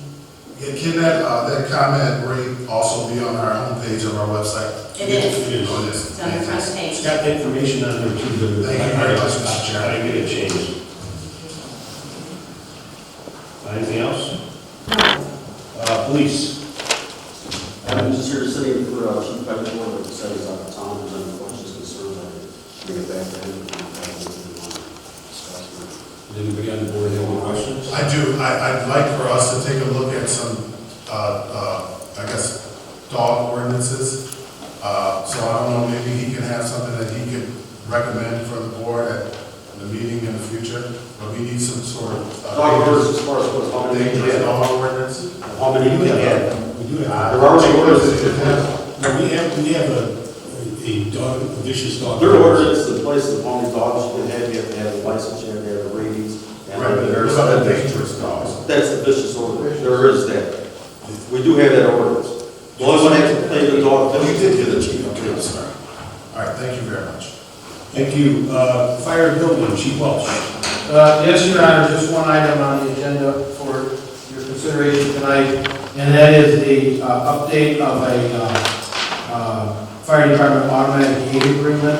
This agreement is over 20 years ago when the Village of Glenwood, our third district fire chiefs association, originally joined with the Mavis of Illinois, which is a mutual aid box alarm system of Illinois, and they requested updates to that. It has to do with liability insurances, workers' comp insurances, the sharing of resources. It was an opportune time as well because at our Econ Joint Dispatch Center, it was time to update the agreement with them as our technology is changing. They're installing a brand new radio transmitter system, and that will allow for the automation of backup response. So the agreement needs to reflect the fact that it does not have to be a verbal request at time of call, but it is an automated request based on the nature of the call and the status of our equipment and apparatus. So that's the gist of what this agreement does. This same agreement is being used all over the state of Illinois. There are 64 divisions in the state of Illinois of Mavis, and that's 1,165 fire departments who also subscribe to the same content or general body of agreement. We just tweaked it with the names and contact numbers and made it work for us. It has been reviewed by the attorney and the administrator, and we're requesting authorization for the mayor to sign this agreement. It changes nothing of what we do today. It just brings us into the language of the 21st century. Would somebody like to make a motion for the approval of the fire department automatic gate agreement? I make the motion. Trustee Winston. Second. Trustee Clark. Any questions? Yes. Okay, Chief, nothing changed from the previous outside of the contact information? That is correct. Okay, what does the board consist of this? Like, how do you know, like, if there's an emergency call, who's the point? Is it that municipality where the incident is, or? I guess I don't understand the question. Okay, so if you have an intergovernmental agreement with all these different communities. Right. There's an emergency. Right. You get, like, we have a fire that Homewood got here. Who's responsible if a person is hurt? The individual municipality supplying that person, that's the way it's always been. There is no change to that. Okay. One change that was made, it is a good question. One change that was made to that over the course of about the last 6 years was that the addition of a thing called Mama C, Mutual Aid Master Agreement, which is by state. That's the correct statement. It really originated out of an incident we had at the hospital in Dyer, because Indiana did not at that time participate in the Mavis concept. So I was actually summoned by the Glenwood fire chief to assist in the evacuation of that hospital, the whatever it used to be called, St. Margaret's it was called, when that building flooded. And I brought Mavis assets into Indiana, and I got scolded by the Mavis police because that was an issue about work comp state to state. That has all been resolved now, so you'll notice in there that Munster, Indiana is a part of our Mavis Division 24. They actually have been since the inception, and so that's covered as well. So the individual municipality providing that service out is still responsible for your employees, as well as those others bringing people in are responsible for their employees. It's a reciprocal agreement all the way around. One last question, Chief Welch. Yeah. How many more calls a year do we do with Mavis? Mavis call-outs, we are the busiest division in the state of Illinois for our Mavis division, which I'm the fire marshal of, which is 20 towns. We average about 157 calls a year on Mavis. Glenwood's involvement to that is usually somewhere around the 30 to 33 calls per year for Mavis. Thank you, Chief. Do you separate those calls whether we'll know if they're Mavis or just? Yeah, we have to, and the one reason, well, many reasons we have to, but the greatest one is for our insurance service rating. Those calls are not counted against us, so to speak, as response. So we do track those independently. Okay, so just a bit clarification, and I beg your pardon. If the Glenwood resident is assisting on the fire, our employee gets hurt at that particular fire, Glenwood is responsible for Yes. that employee's. Yeah, just as if Holman was here helping us and somebody got hurt in our town, that would be on Holman. It's reciprocation. What is the fee for this? Is there a fee? Zero. Zero fee. Any other questions? I just have one question. If we don't agree to this agreement, we don't receive help from the surrounding communities, is that correct? That would be correct. Okay, thank you. Let me just bring that up. Most of the industry around here cannot be handled by one fire department. Especially where I work, we would need at least 7 or 8 different fire departments to respond. Well, and I think that's an interesting point because this covers the entire gamut of routine calls. Maybe we get 3 ambulance calls. Both our ambulances are transporting patients. This gives us our 3rd with that same indemnification. It does fire calls where we reciprocate back and forth on local jurisdiction. It covers us when we go up a level to if we had a larger building on fire and needed that box alarm system, it covers us there. More importantly, with Mavis and our agreement with Mavis every year, that it gives us that hazardous materials response team, that dive rescue team, that high angle rescue team. Those are things that no individual department out in our software could afford to have all on their own. So it's like a great insurance policy. So what would be the difference between Mavis and the Fire Protection District? It's a completely separate concept. The Fire Protection District is a taxing body. This is an intergovernmental agency for cooperative response. Linda, call the roll. Beckman? Yes. Clark? Yes. Dawson? Yes. Kavanaugh? Yes. Stiles? Yes. Yes. Just one update, you do have our monthly report there. The next month, which is the month of May, is certainly going to see quite a large number of the property maintenance inspections out there. We've gone through every neighborhood, we're working with each property owner, trying to get these properties up. We've done a couple of emergency cuts, but again, a caution to the resident that the inspectors are out there, they're in your neighborhoods, and I have not allowed extensions. People are asking for extensions on grass cut. When you get the red card, you get 5 days to get your grass cut. That's like a little friendly reminder. At the end of the 5 days, the inspector rechecks. If it's not cut, then it goes on the citation list, and if it continues for the next 3 days not to be cut, then it's going to refer to the village cut list and be taken care of, and then you'll be back charged for that. So I'm sure you'll get a question about that as time goes on. But we're pretty tight on it right now. That's all from the fire department. You should attempt to contact the homeowner to make sure someone isn't ill, someone is in the hospital. We make every attempt 2 times. The first one is simply a notice. I don't take the whole time to go through that. When we go for the back check after the 5 days, that's when we do the notification. And I think just one other general note. We've come upon one here recently, and it seems like once or twice a month we get these. And it'll be in the newsletter coming out of the Gazette or whatever we call it. Residents need to understand that they can call the services of the fire department or building department when they have a problem with a contractor or a situation in their home that they can't resolve. I'm working with one heck of a Billy right now that's trying to get resolved for the homeowner. So please, we're not just that enforcement leg that holds a giant hammer. We will work with anybody if they need help. Please call. If you could also bring up, we just received our insurance rating and how that's going to save residents money. You know, I do not have the copy of the final grade. Oh, yeah, okay. No, I was going to bring that out. It was an improvement, but the grade from ISO will have an impact, and I'll have a report on it at the next meeting. Okay. Public Works, Brian? Yes, Mr. President. Public Works, obviously they're out doing a lot of restorations. One thing that we want permission from Public Works is that anytime we're doing restorations, we've always replaced the areas with sod. We're asking residents, we're going to water it for the first little bit, but after that we're going to ask that the residents continue to water the sod in an effort to keep it alive. That concludes the report for Public Works. Thank you. Mr. Chair, I have a question for Mr. Bryan. Can we get a proposal for trimming those branches that are growing out of the fencing So we need a proposal, all of those branches along that, the walkway at the parks is growing out of there. It's like trees growing, it's pushing, it's breaking the fences. So can we get a proposal from Wally or whoever, a quote? Yes, if the board wants a proposal, we can get that done. Mr. Chair, they're able to do that in-house.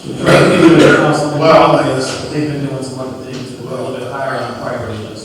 But we can get to it, if we want to get to it sooner, then we would have to do that. And we are working with Bloom Township right now. They have the youth service program, so maybe we get some of those kids into. Maybe, Mr. Chair, maybe you should tell us about this youth service program. Some of our youth probably can benefit from that. So what is that program? Because I don't know anything about it. Yes, so I've spoken with Bloom Township. The way they're going to do the program this year, they're going to have the HR department from here and myself with one to come out and to interview students that live in the village of Glenwood. The program will consist of outside work. They didn't want them to have any inside office work. We look at outside, but only leave this open to the golf course and public works. Okay, so how many students? They have not told us how many yet. When will the program start? We're waiting for a call from them, but it's going to run from June into August. June is next week? Yes, so I'm still waiting for a call from them. Okay, so who's going to supervise them daily? They will be supervised by the department in which they report to. Well, Public Works doesn't have, isn't he retiring in June? No. Huh? No, he's not retiring, he's extended. Oh, he's extended? Thanks for letting us. Oh, just let us know. When is he extended until when? When did he extend? Yes. The age of these? The age is teenagers from 14 all the way to 19. 14 and 19. When can they start applying? Well, I talked to Bloom Township, because it's through them, not through the village. We just provide the work location and the supervision. Okay, so they would be applying at Bloom? Go to Bloom, correct. Bloom, so we need to start telling them now. Right, and that gives you contact person to contact over there. You can get it on. Glenn Woody, Eric Swanson, Phil Roberts. I'm just dealing with the weather now. A little wet out there? Trying to keep the course on.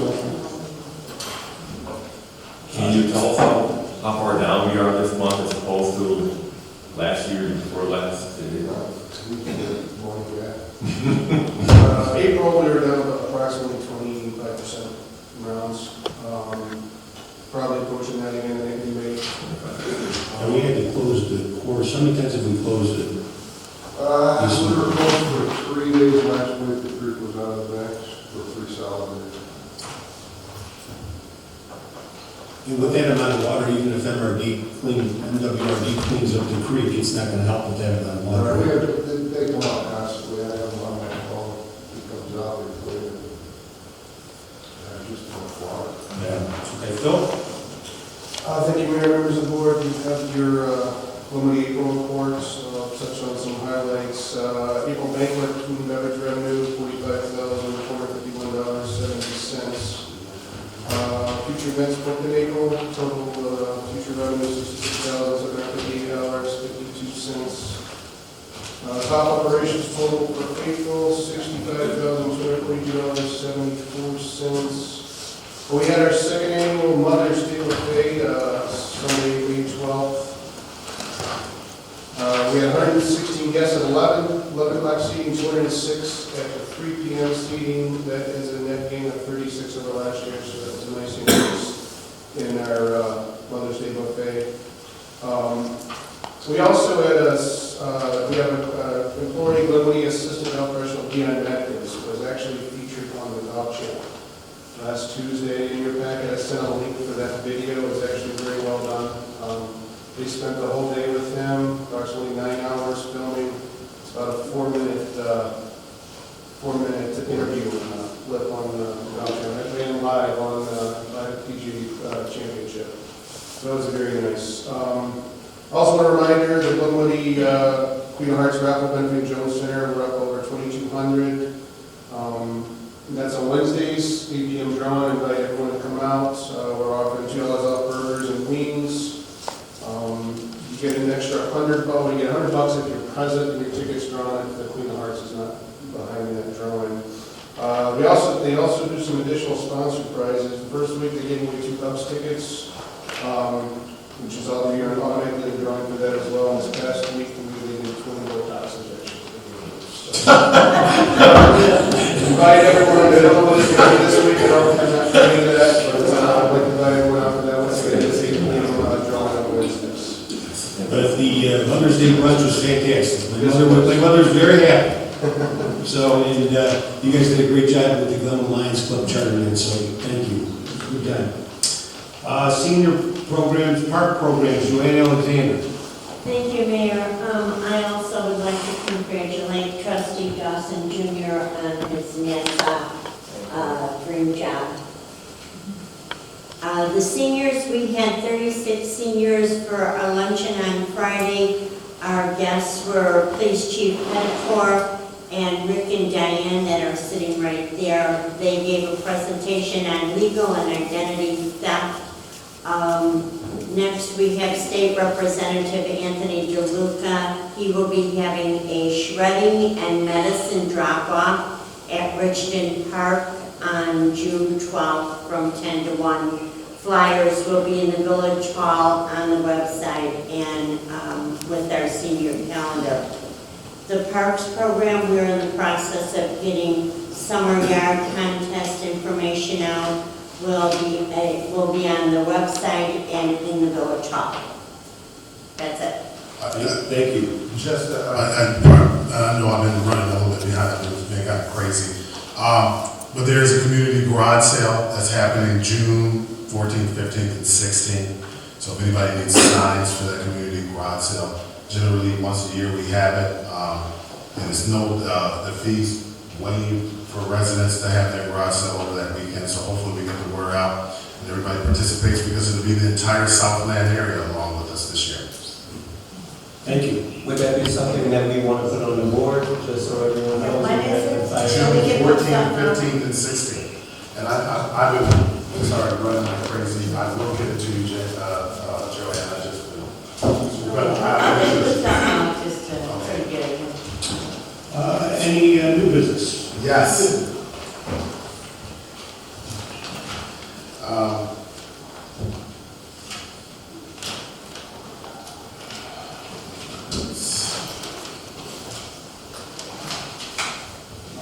Okay.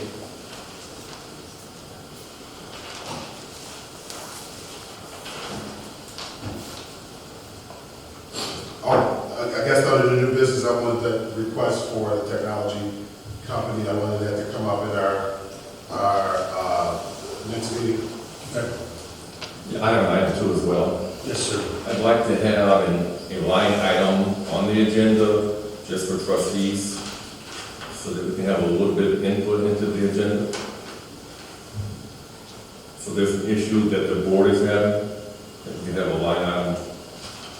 We can bring it up anytime during the business. Yeah, no, but then it's the next, the next meeting to have it dealt with. But any other Mr. business? Mayor, I have 2 items. As many of you know, the Ray organization is closing, and they're going to cease their function, which is helping young people and so on. I believe not in honor of the closing, because I think it's too bad it's closing. We should rename or honorarily name the street that Eddie Mix lives on, Eddie Mix Way. And I will make that a motion, and I would appreciate a second. I'll second. And the other item is, and I don't have any problem with it, but we have a man here with a camera who's recording this entire meeting. What happens to the tape? Who's he going to show it to? It goes online. He puts it on. Is that all right with everybody? Whatever it is, about to be. There's no decision to make, unfortunately. Just make sure you get my good side. Unfortunately. Okay.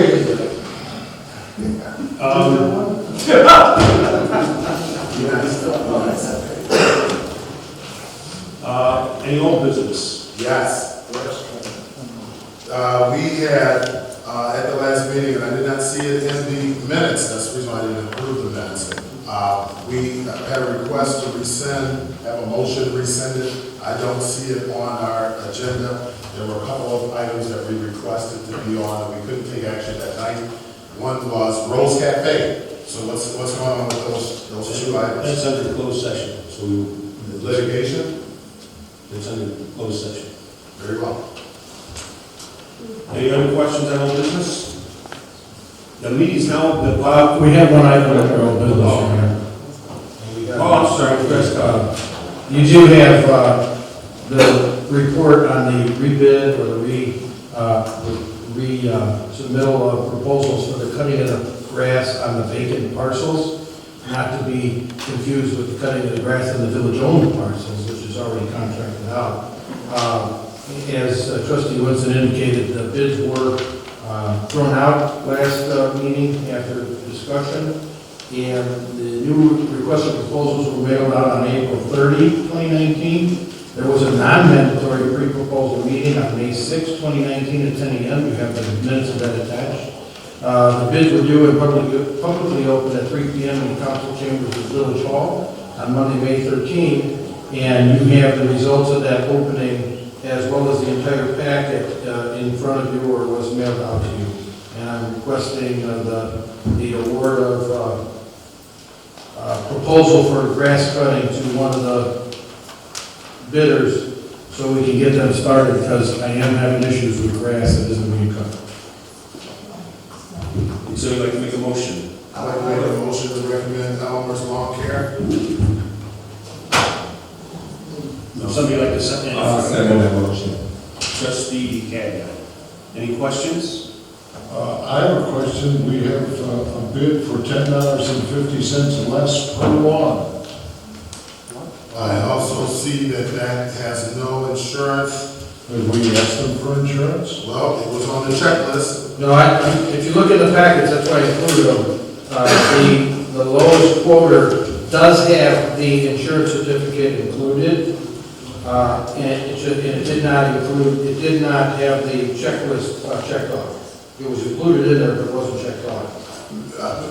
You know what, I guess my concern, looking at all of these different bids, is that one person came in extremely low, doesn't even seem feasible at that rate. It just seemed like they just threw out a number. Mr. Winston, it's not. That's my opinion, it's not Mr. your Chair. decision. That's my opinion, Mr. Chair. I'm There's just service. reflecting all of the quotes that we have here, and then somebody came in with this left ball. I just don't know if we should even consider that.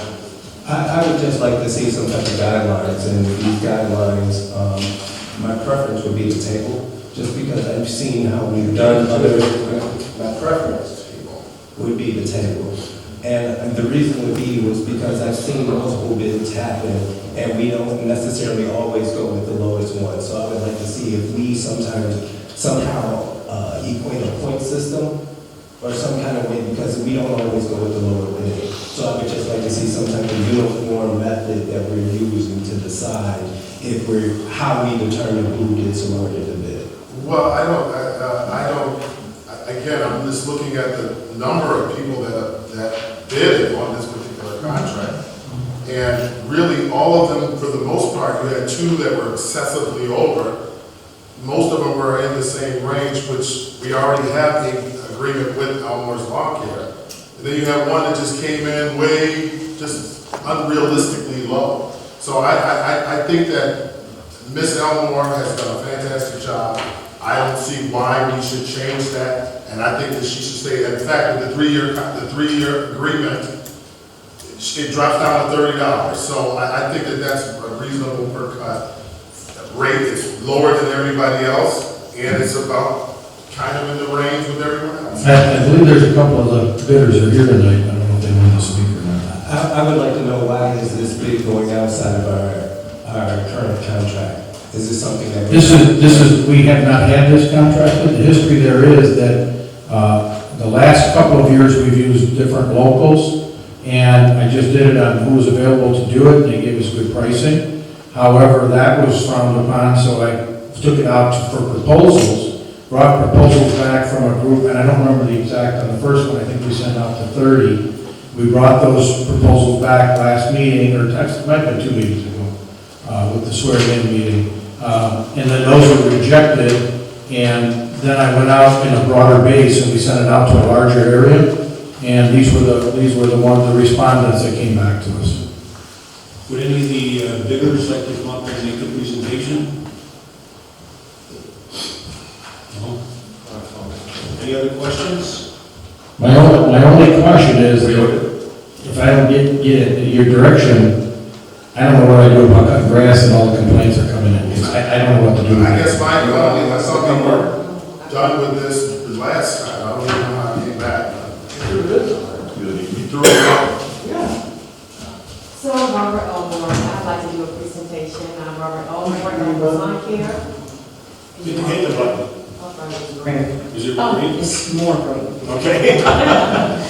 Barbara Elmore, for those who do not know me, Elmore's Lawn Care, I've been cutting for quite a while now. It is my joy and my desire to continue. I've been looking for some additional work. I've been asking the village for a little while now. You all have been kind enough to put the little areas that you added on, like the memorial, the flag memorial. So we did get a little bit more, but I've been looking to do some increasing in personnel to be able to pay my guys a little bit more money. And we are all in business to grow. If you're not growing, what are you doing? So I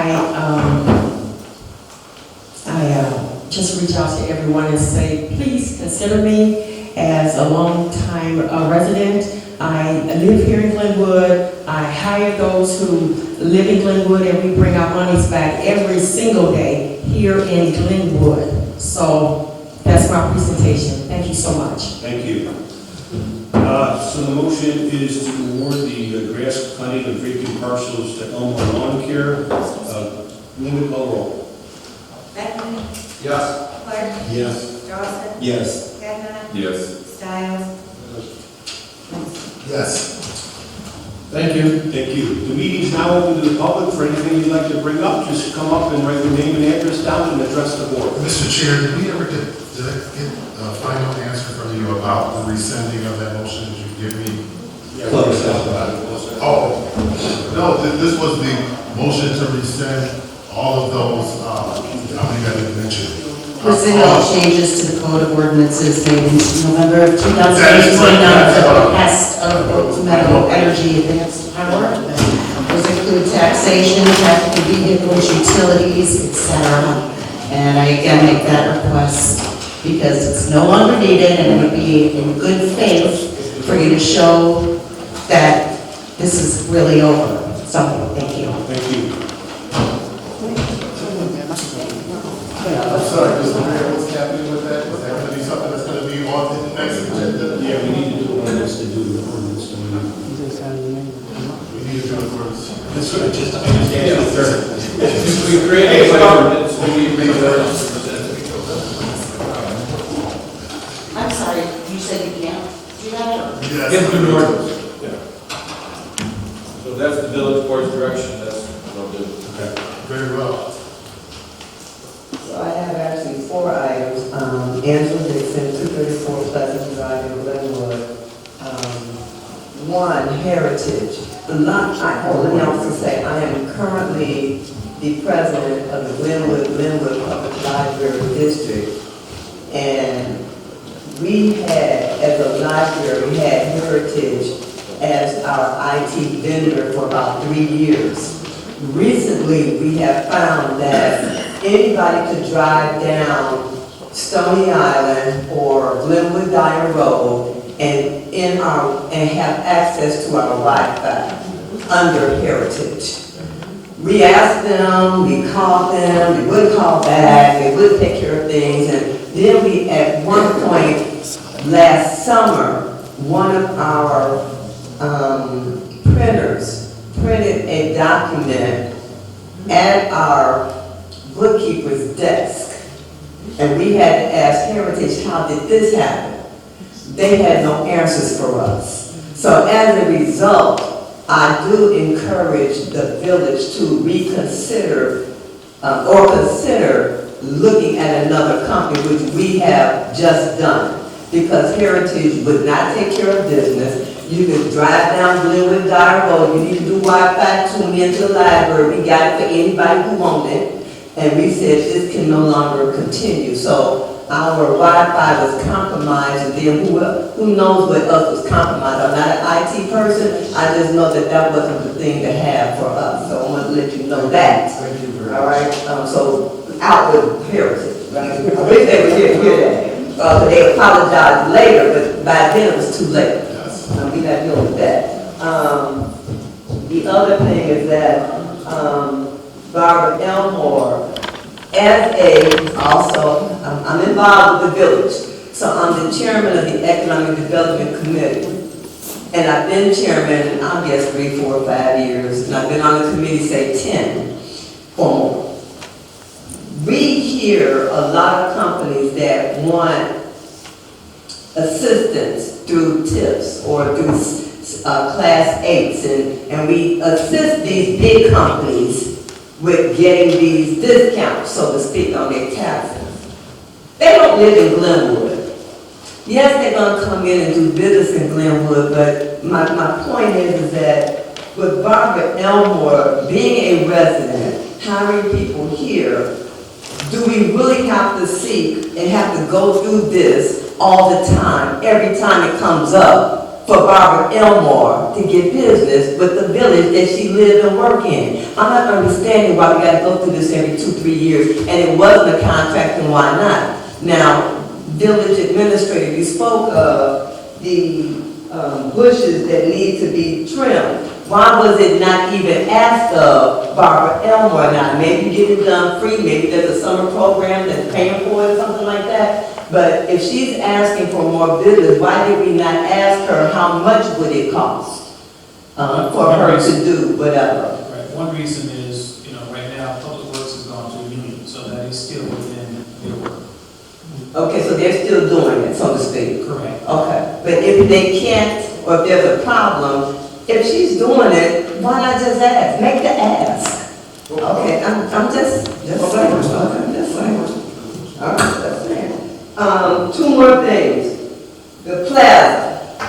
Jesus help us. All of us residents here, are y'all about sick of what we see in our houses? If I have another person who don't live in Glenwood, ask me, we don't even know what I do, right? If you live in Glenwood, what's going on over there? One more person, do not ask me.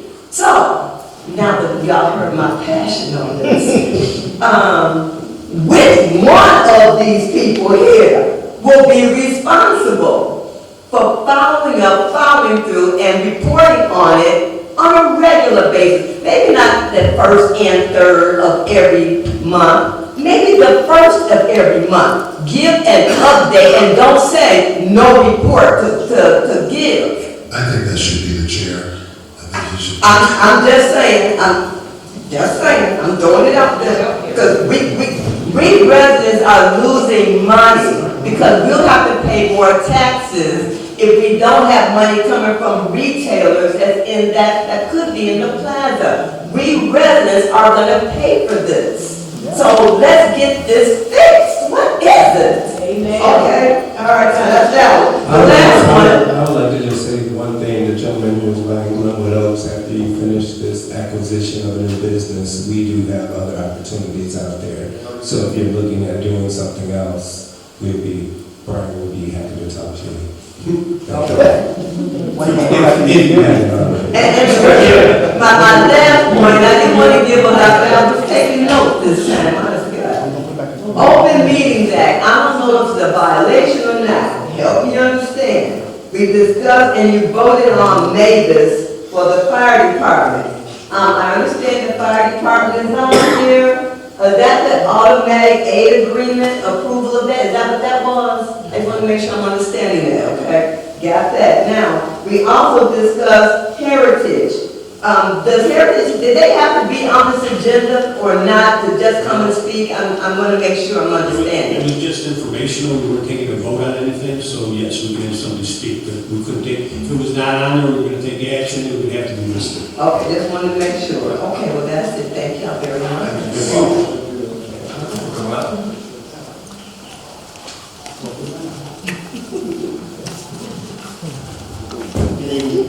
My name is Wayne Hudson. New resident, I ran Glenwood. Thank you. Again, I'm a new resident, I ran Glenwood. So your name is Wayne? Wade, H-U-D-S, Wayne. Number 807, West 87th Street, across the street from Academy. Been there less than 6 months trying to figure out what I need to do to help Glenwood. I moved from Chicago area, and I've been doing a lot of community center work. I'm out here asking for your support as a board, open a veteran center. Okay? I would like to open up a veteran center. A veteran is a person who has long service or experienced a particular occupational field. A military veteran is a person who has served and is no longer serving the armed forces. Those veterans who have a direct exposure act in the military conflict also refer to as war veterans. I am a veteran myself who has served for 20 years and has been working for the veteran over 15 years in different jobs. I held and still holding a position as today. As a fact, I work with the Department of Veterans Affairs in the medical district, Jesse Brown, VA. I was serving, I have been serving the veteran as a volunteer on different boards, opening different homes for disabled veterans, which is one of the biggest things in Chicago right now, homes for disabled veterans. I have opened job fairs for disabled veterans, also for different communities. I have seen the Veteran Center being a positive thing for all communities by giving support back to the community.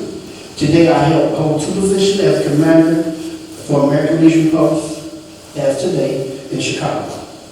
My name again, Wayne Hudson, and I'm asking for your support to open the Veteran Center.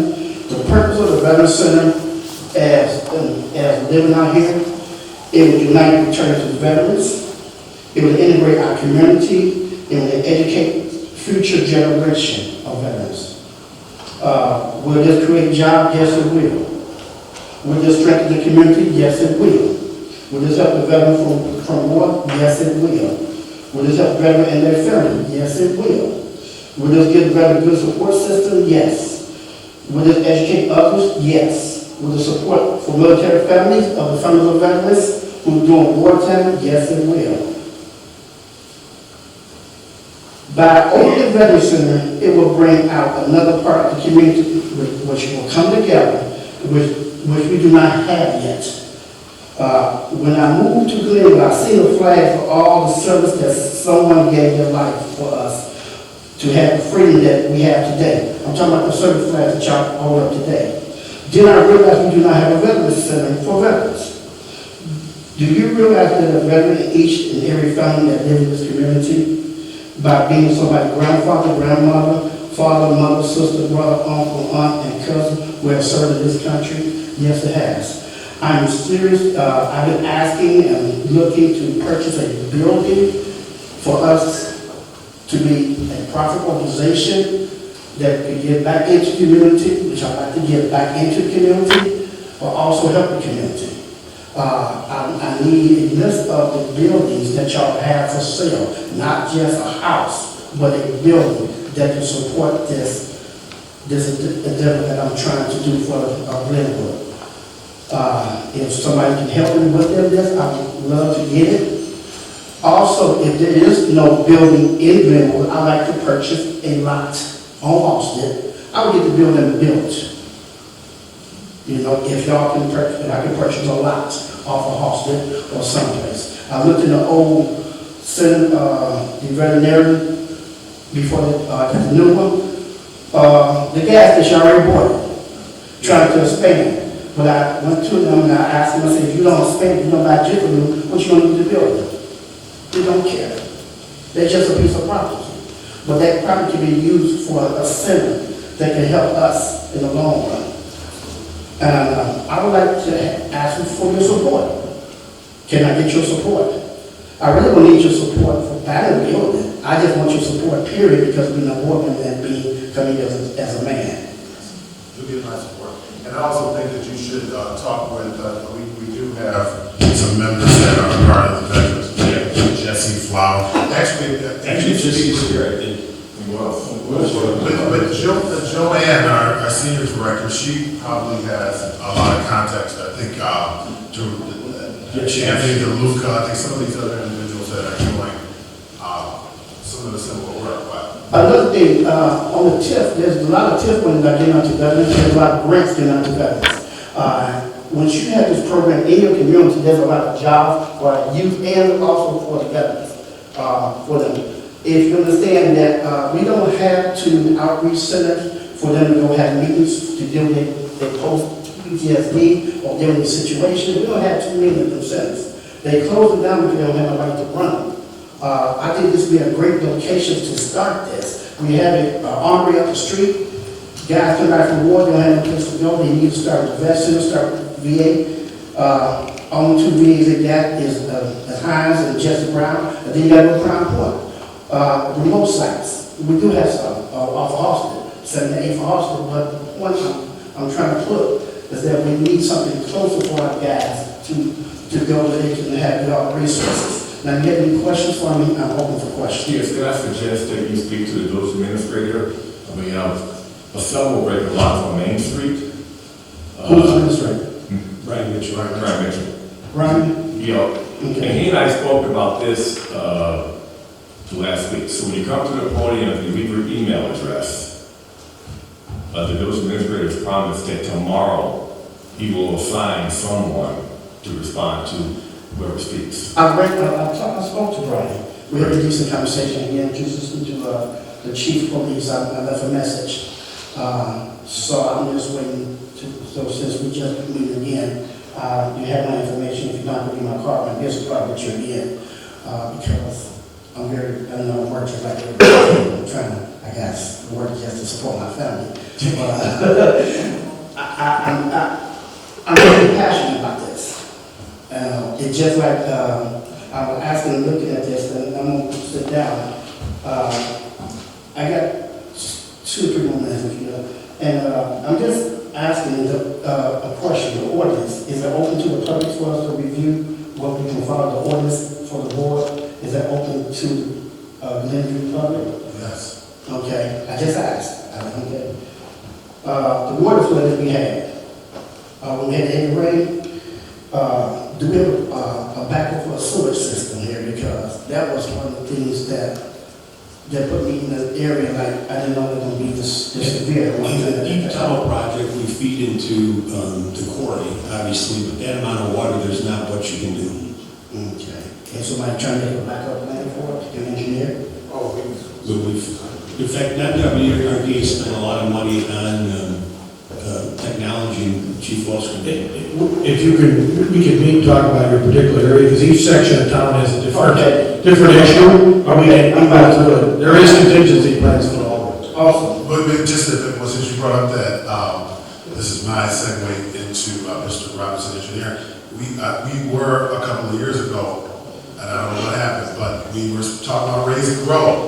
And what happened? Maybe you can let us know, because you said we didn't need it, or somebody said we didn't need it. And I know we had a lot of fun, so what's going on there?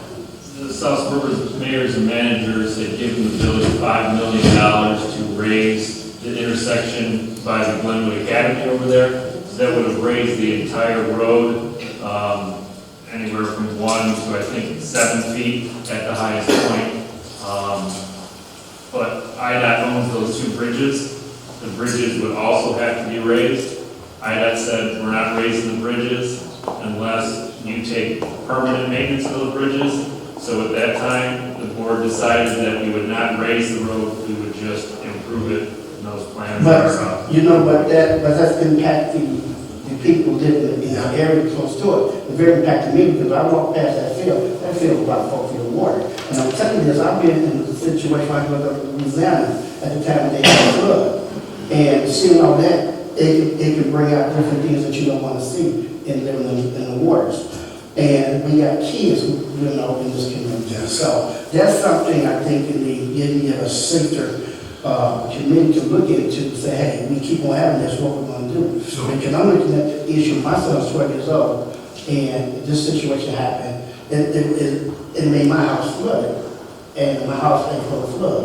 Then all of a sudden, I'm getting a flood in my house. And I'm going to ask, is this a flood zone or not?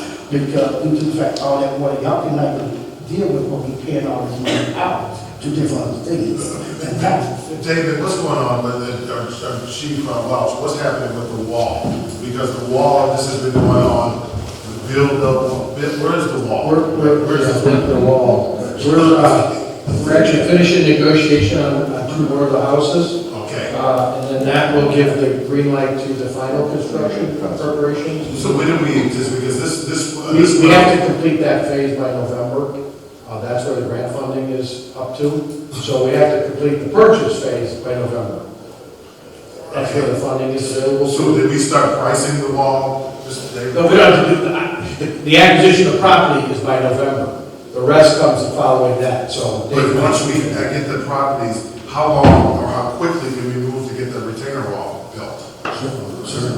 We'd have to start final design. Did we start? No, we've not been directed to start it. We can start final design whenever the board decides to direct us to start final design, but we don't want to have to design, assuming all the houses will be gone, and then have to come back and redesign if all the houses aren't gone. But isn't that what we were assuming when we got this money from MWRD, that we were going to be doing this in a certain amount of time? That's what we were assuming. So that's been a few years, it's been almost 4 years. Yeah, I mean, we're ready to start whenever the. Mr. Chair, can we start at least designing the wall so that when it's. See, the problem is the design would change depending on if we could acquire those remaining houses. The one gentleman passed away, and we're working through the foreclosure process. Well, one of the properties, that he took it out of foreclosure, right? That he just acquired it out of foreclosure? No, there's one that. The complication is there's a first and a second on it, so they're both trying to. Thank you very much, sir. I appreciate it. Thank you for your service. The last two questions, and I'm glad y'all don't mind. Mr. Henry, I'm gonna look forward to, I usually took interest. I would like I said, if there's no building for us to purchase, even, I'd like to talk to y'all about a vacant land to purchase for $1 or whatever y'all can give up, and then we can develop our own architect and get it taken care of. Once we open the center, I'd like to tear up with the golf course. On the golf course, the golf course people, because there's a lot of scholarship money that American Legion and vets give to communities to have sports or some kind of thing for the youth. I'm just trying to take advantage of all this money that they got, they want to start to help youth. The last question is that, and I'm bringing it to you, is that I have a house that is on for sale next door to me. The grass is real high, I heard what you're saying, but I wish somebody would cut that grass. And I can't even complain of the creek. I'm bringing it to y'all now, I'm 807, next door. It's on my block, there's a couple of houses that real estate own, that need to be cut. They'll be cut. I know. I know you said 4 days, but it's been passed for it in 2 days. No, I said that you get the red card, that's a 5-day notice, courtesy notice, then we get into the cut phase for the village, but I didn't have a contractor, so now I have the contractor. Right, and it'll be caught up with, we hope, now, we're under the same problem everybody else is with rain, but I hope to have that caught up by a week from Wednesday. Now, last question, there's an ordinance, Mr. Mayor, for trees, I thought the trees should be, because I have a lot of trees on my block, which I'm not gonna get cut down, due to the fact it's too tall, and when the wind hit, they're gonna fall and destroy the houses. And like the tree next door to my house, I know if it fall, it can destroy my house. Is there an ordinance for how long I talk about trees should be in our community? We have an ordinance that regulates just the condition of the tree. Well, I think it should be, I'm bringing it to the red now because there's a lot of trees on 187, I live on that block, and my trees are too tall, and I got some dead trees that need to be cut down. And I think that all this other money that we are using for everything else, I think you're talking about beautifying, you can't beautify a tree which is dead. I'm sorry. I'm just letting you know, but this is what I see. And I'm a taxpayer like everybody else, and certain things.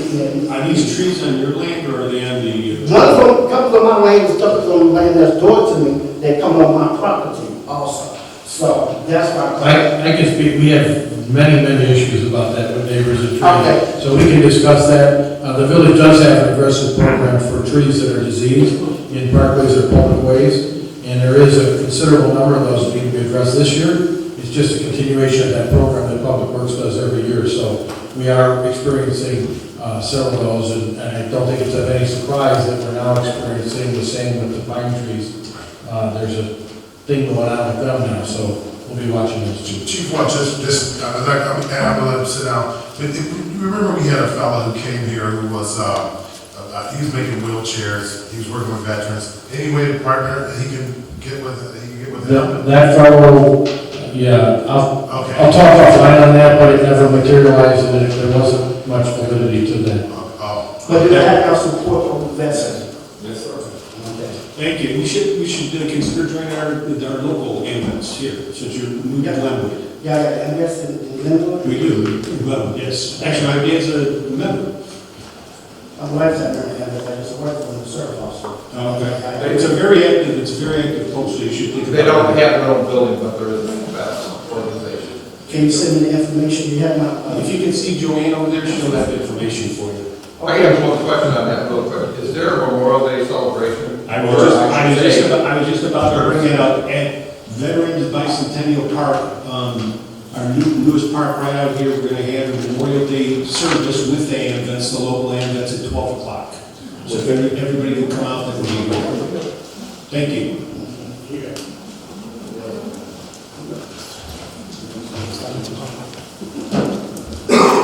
How's everyone doing this evening? We're good. My name is Daniel Sealy. I'm part of the Sealy Group in Lucky Rose Cafe. My mom owns the Yankee Clipper for about 28 years. You guys have met my brother Michael Sealy. He couldn't make it tonight. Just the two things. Obviously, we're part of some type of closed session between you guys. I would request that no action would be taken or vote or anything. Without just some type of dialogue, so we could kind of just understand where the city is, where we're at with the Lucky Rose, and that we would be able to, discuss with any concerns that the mayor or the attorney may have with whatever's going on. I'm not political, so I don't know the legality of everything. And then the other thing is, once the trustees vote and it is passed through the trustees, is it possible when the new elected officials come in that you can retroactively re-vote on an instance? I just wanted to know it. If you can go back and change different things. Okay. I guess those are the two things, and then once the closed session is done, you reconvene and you guys talk about what you discussed. Right. Okay. Is action to be taken after this? We can, or it's up to what the board wants to do. I would also ask if possible, like I said, if an action is to be done, to potentially table it so we could at least discuss if that's, because I know we reached out multiple times. I would stick around. Okay. All right. Thank you. Thank you. So we'd like to, Good evening, everybody. Brett Thompson, Glenwood, Virginia. I have two questions and two statements. So I'm just kind of curious about something. The issues that are placed before the board members for a motion, how are they placed on the agenda? by request typically, or in staff meetings, we sit down with the staff and make decisions on how they put on the agenda. So, and I'm curious about that because item number 4 that was placed on it about coming to these meetings remotely. I've been coming to these meetings regularly since January, and I've heard Trustee Winston, former Trustee Slaughter, ask for a number of things to be put on the agenda that never appear on the agenda. So I was curious about how things actually wind up on the agenda. That was the reason for that question. So if they're done in staff meetings or by request, when they request to have something placed on the agenda, why don't they ever show up on the agenda? Most of the time they do. I can't say anything by name, but, I have a pretty decent memory. I don't remember coming in and seeing anything that was asked in a previous meeting on the agenda the next week. But just a question. The other question I have is about the committees that are working on the board, planning committee and finance committee. I've noticed, I've been here over a year, that a number of these committees have vacancies. Some of them have several vacancies. Why? Why are we leaving them vacant? We're working on that now. Matter of fact, I've had a conversation with you about joining the committee. And that's one reason I'm asking the question. I talk to other people, ask about the committee. I'm just curious. If I serve on a committee, I do. If I don't, I don't. My life still goes on. I'm just wondering what's the point of keeping these positions vacant? I agree. We are going to fill those committees. I agree with that. Okay, then those are my questions. I just have two statements. I don't know if it's just me, but there doesn't seem to be a clear understanding between the committees and the board as to how things operate. And that's kind of confusing to me. Like I said, I've become a regular since January. And I don't think I've been to a meeting where I didn't hear someone sitting in front of me say, the board didn't know about that, or why wasn't the board told about that, or something along those lines. There has to, between you and the village administrator, somebody has to rein this in and get some type of organizational control over how business is conducted here in Glenwood. I agree. That's why those ordinances that we talked about we discussed them, the finance committee, things along those lines. We are actually preparing ordinances to make sure that exactly happens.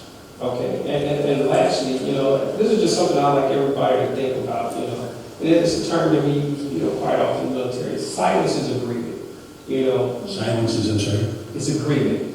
Okay.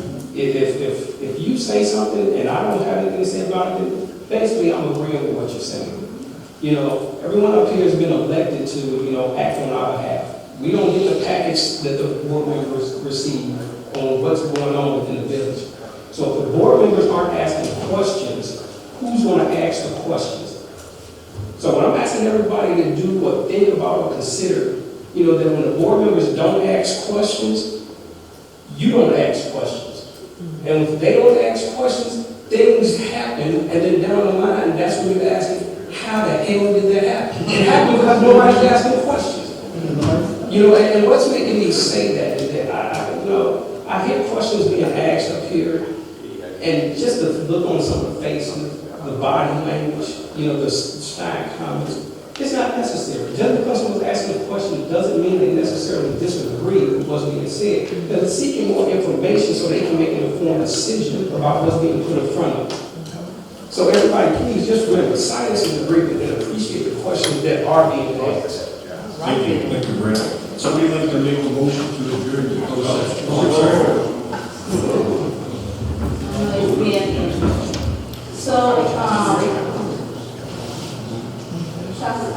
Attorney John, your last meeting, Ms. Newman asked if you know that the Oak Meadows, if they withdrew their application from the state. They withdrew everything from Glenwood. I haven't checked since that meeting with the state. Is there any way you could check, because I know that the request was made before? Should be on their website if there's anything still there. I know their website's gone. They took their website down. Right, that happened right before the mayor made the announcement. That's how I knew. So if you can please make that inquiry, I would appreciate it. Or if not, let me know. Right. The other, I did ask to go to RFP for the accounting firm several times, and obviously it did not make the agenda. Yeah. That's true. So I'm just requesting as a citizen now, so that we can have a better auditing company and also definitely a different company. Also, as far as the binders, I know when I came on board, the village administrator at the time, she made 3. So I'm not sure what the fuss is about. If not, is there any way you could put that on a CD? I know it's going a little old school, but it's better than paper. Don't put it on CD. Thumb drive. Oh, that thumb drive, I'm sorry. It will still need scanned. Right. So that's scanning versus That's an printing, automatic right? scanner. We got a So I'm trying to come up with solutions. I think if you could drive the traffic area, that might be Yeah, but the server, if you remember, the server is not available from outside of the village hall. No, meaning like how you saying in the CD, I don't know Or how a they thumb can drive. right. But if it, instead of them scanning it, and they can just drag the whole file without scanning paper, you know, because it's already uploaded somewhere. So we can take that file. Someone will have to work it out, but I think it's doable somehow. So also, as far as the community survey, you said it went out to the community? No. Oh, The okay. board, I Okay. asked the board to get back to me by last week. It will go out to the communities, no, August, and the water bill. So, I know definitely 2 years ago, trustee Washington requested that you form a committee to come up with the survey questions and also to tally. Yes, she wanted an ordinance which was never fruition. Yes. And going back to the RFP, I thought it was really peculiar that I asked for an ordinance to be on an RFP on the agenda, which never took place, but there's a new trustee trustee Dawson's very first regular meeting, and his agenda is already on there, or his request. So just making a comment. Mr. Chair, while he's coming up, I know that the young lady, she just probably left. Did we ever come up with a solution for her ceiling fans and does she know at the park? I mean, what is the solution? The benches, yes. And so did we come up with a solution for her? We are looking at it, please. Good evening, everyone. Aaron Slaughter, 512 Center Street. I have two things that I wanted to talk about. First, to the police department. Sergeant, I have asked several board meetings that we have a bit more police patrol for stoplights or stop signs. I live on Center Street and that east-west street. I set out this weekend looking at more and more vehicles, apparently doing above 50 miles per hour on that street, not stopping at the stop sign, literally speeding through it. I'm seeing more and more of that during the afternoon commute time and on weekends. So I would plead and beg that we have more police presence up and down Center Street. If you want to park your cars there or something of that nature, I'm finding a lot of people speeding through those stop signs. And I get it, there's a lot of stop signs on that east-west street, but unfortunately, very few are stopping. Secondly, I am actually blown away that it appears that my home security system, my home system for Wi-Fi and databases and things of this nature is apparently more secure than the city's. That would have never crossed my mind. And when you guys have two people standing up here talking about U.S. board members having laptops and unable to use the servers, that is BS. You absolutely can. VPNs, all kinds of things. I've been in the financial world for years, from one side of the country to the other, and if I needed to get into my secure network, I can do it. Yes. And for someone to sit up here and tell you guys that you have village-issued PCs or laptops and you can't access something in the village is ludicrous. How do you believe something like that? I just laugh over there. That is insane. When you've got everyone from the FBI, the local police departments, business people, salespeople that go from one side of the city or the state or the country, going into their secure servers, finding documents that you may need. Maybe you don't need a book that's, a half a foot thick, but you can go to your secure server, log in so that that company knows who's accessing it, and from that point, access anything that the board members need. That is crazy to me, and so you guys definitely need to get someone else. And to hear from the library standpoint that you can just drive by like at a McDonald's and check on or get into the Wi-Fi system is crazy. And if you guys are not on top of that, shame on you. Seriously. Thank you. Thank you. Would somebody like to make a motion to adjourn in the closed session? Trustee Stichels, Trustee Winston, Member Bubble. Yes.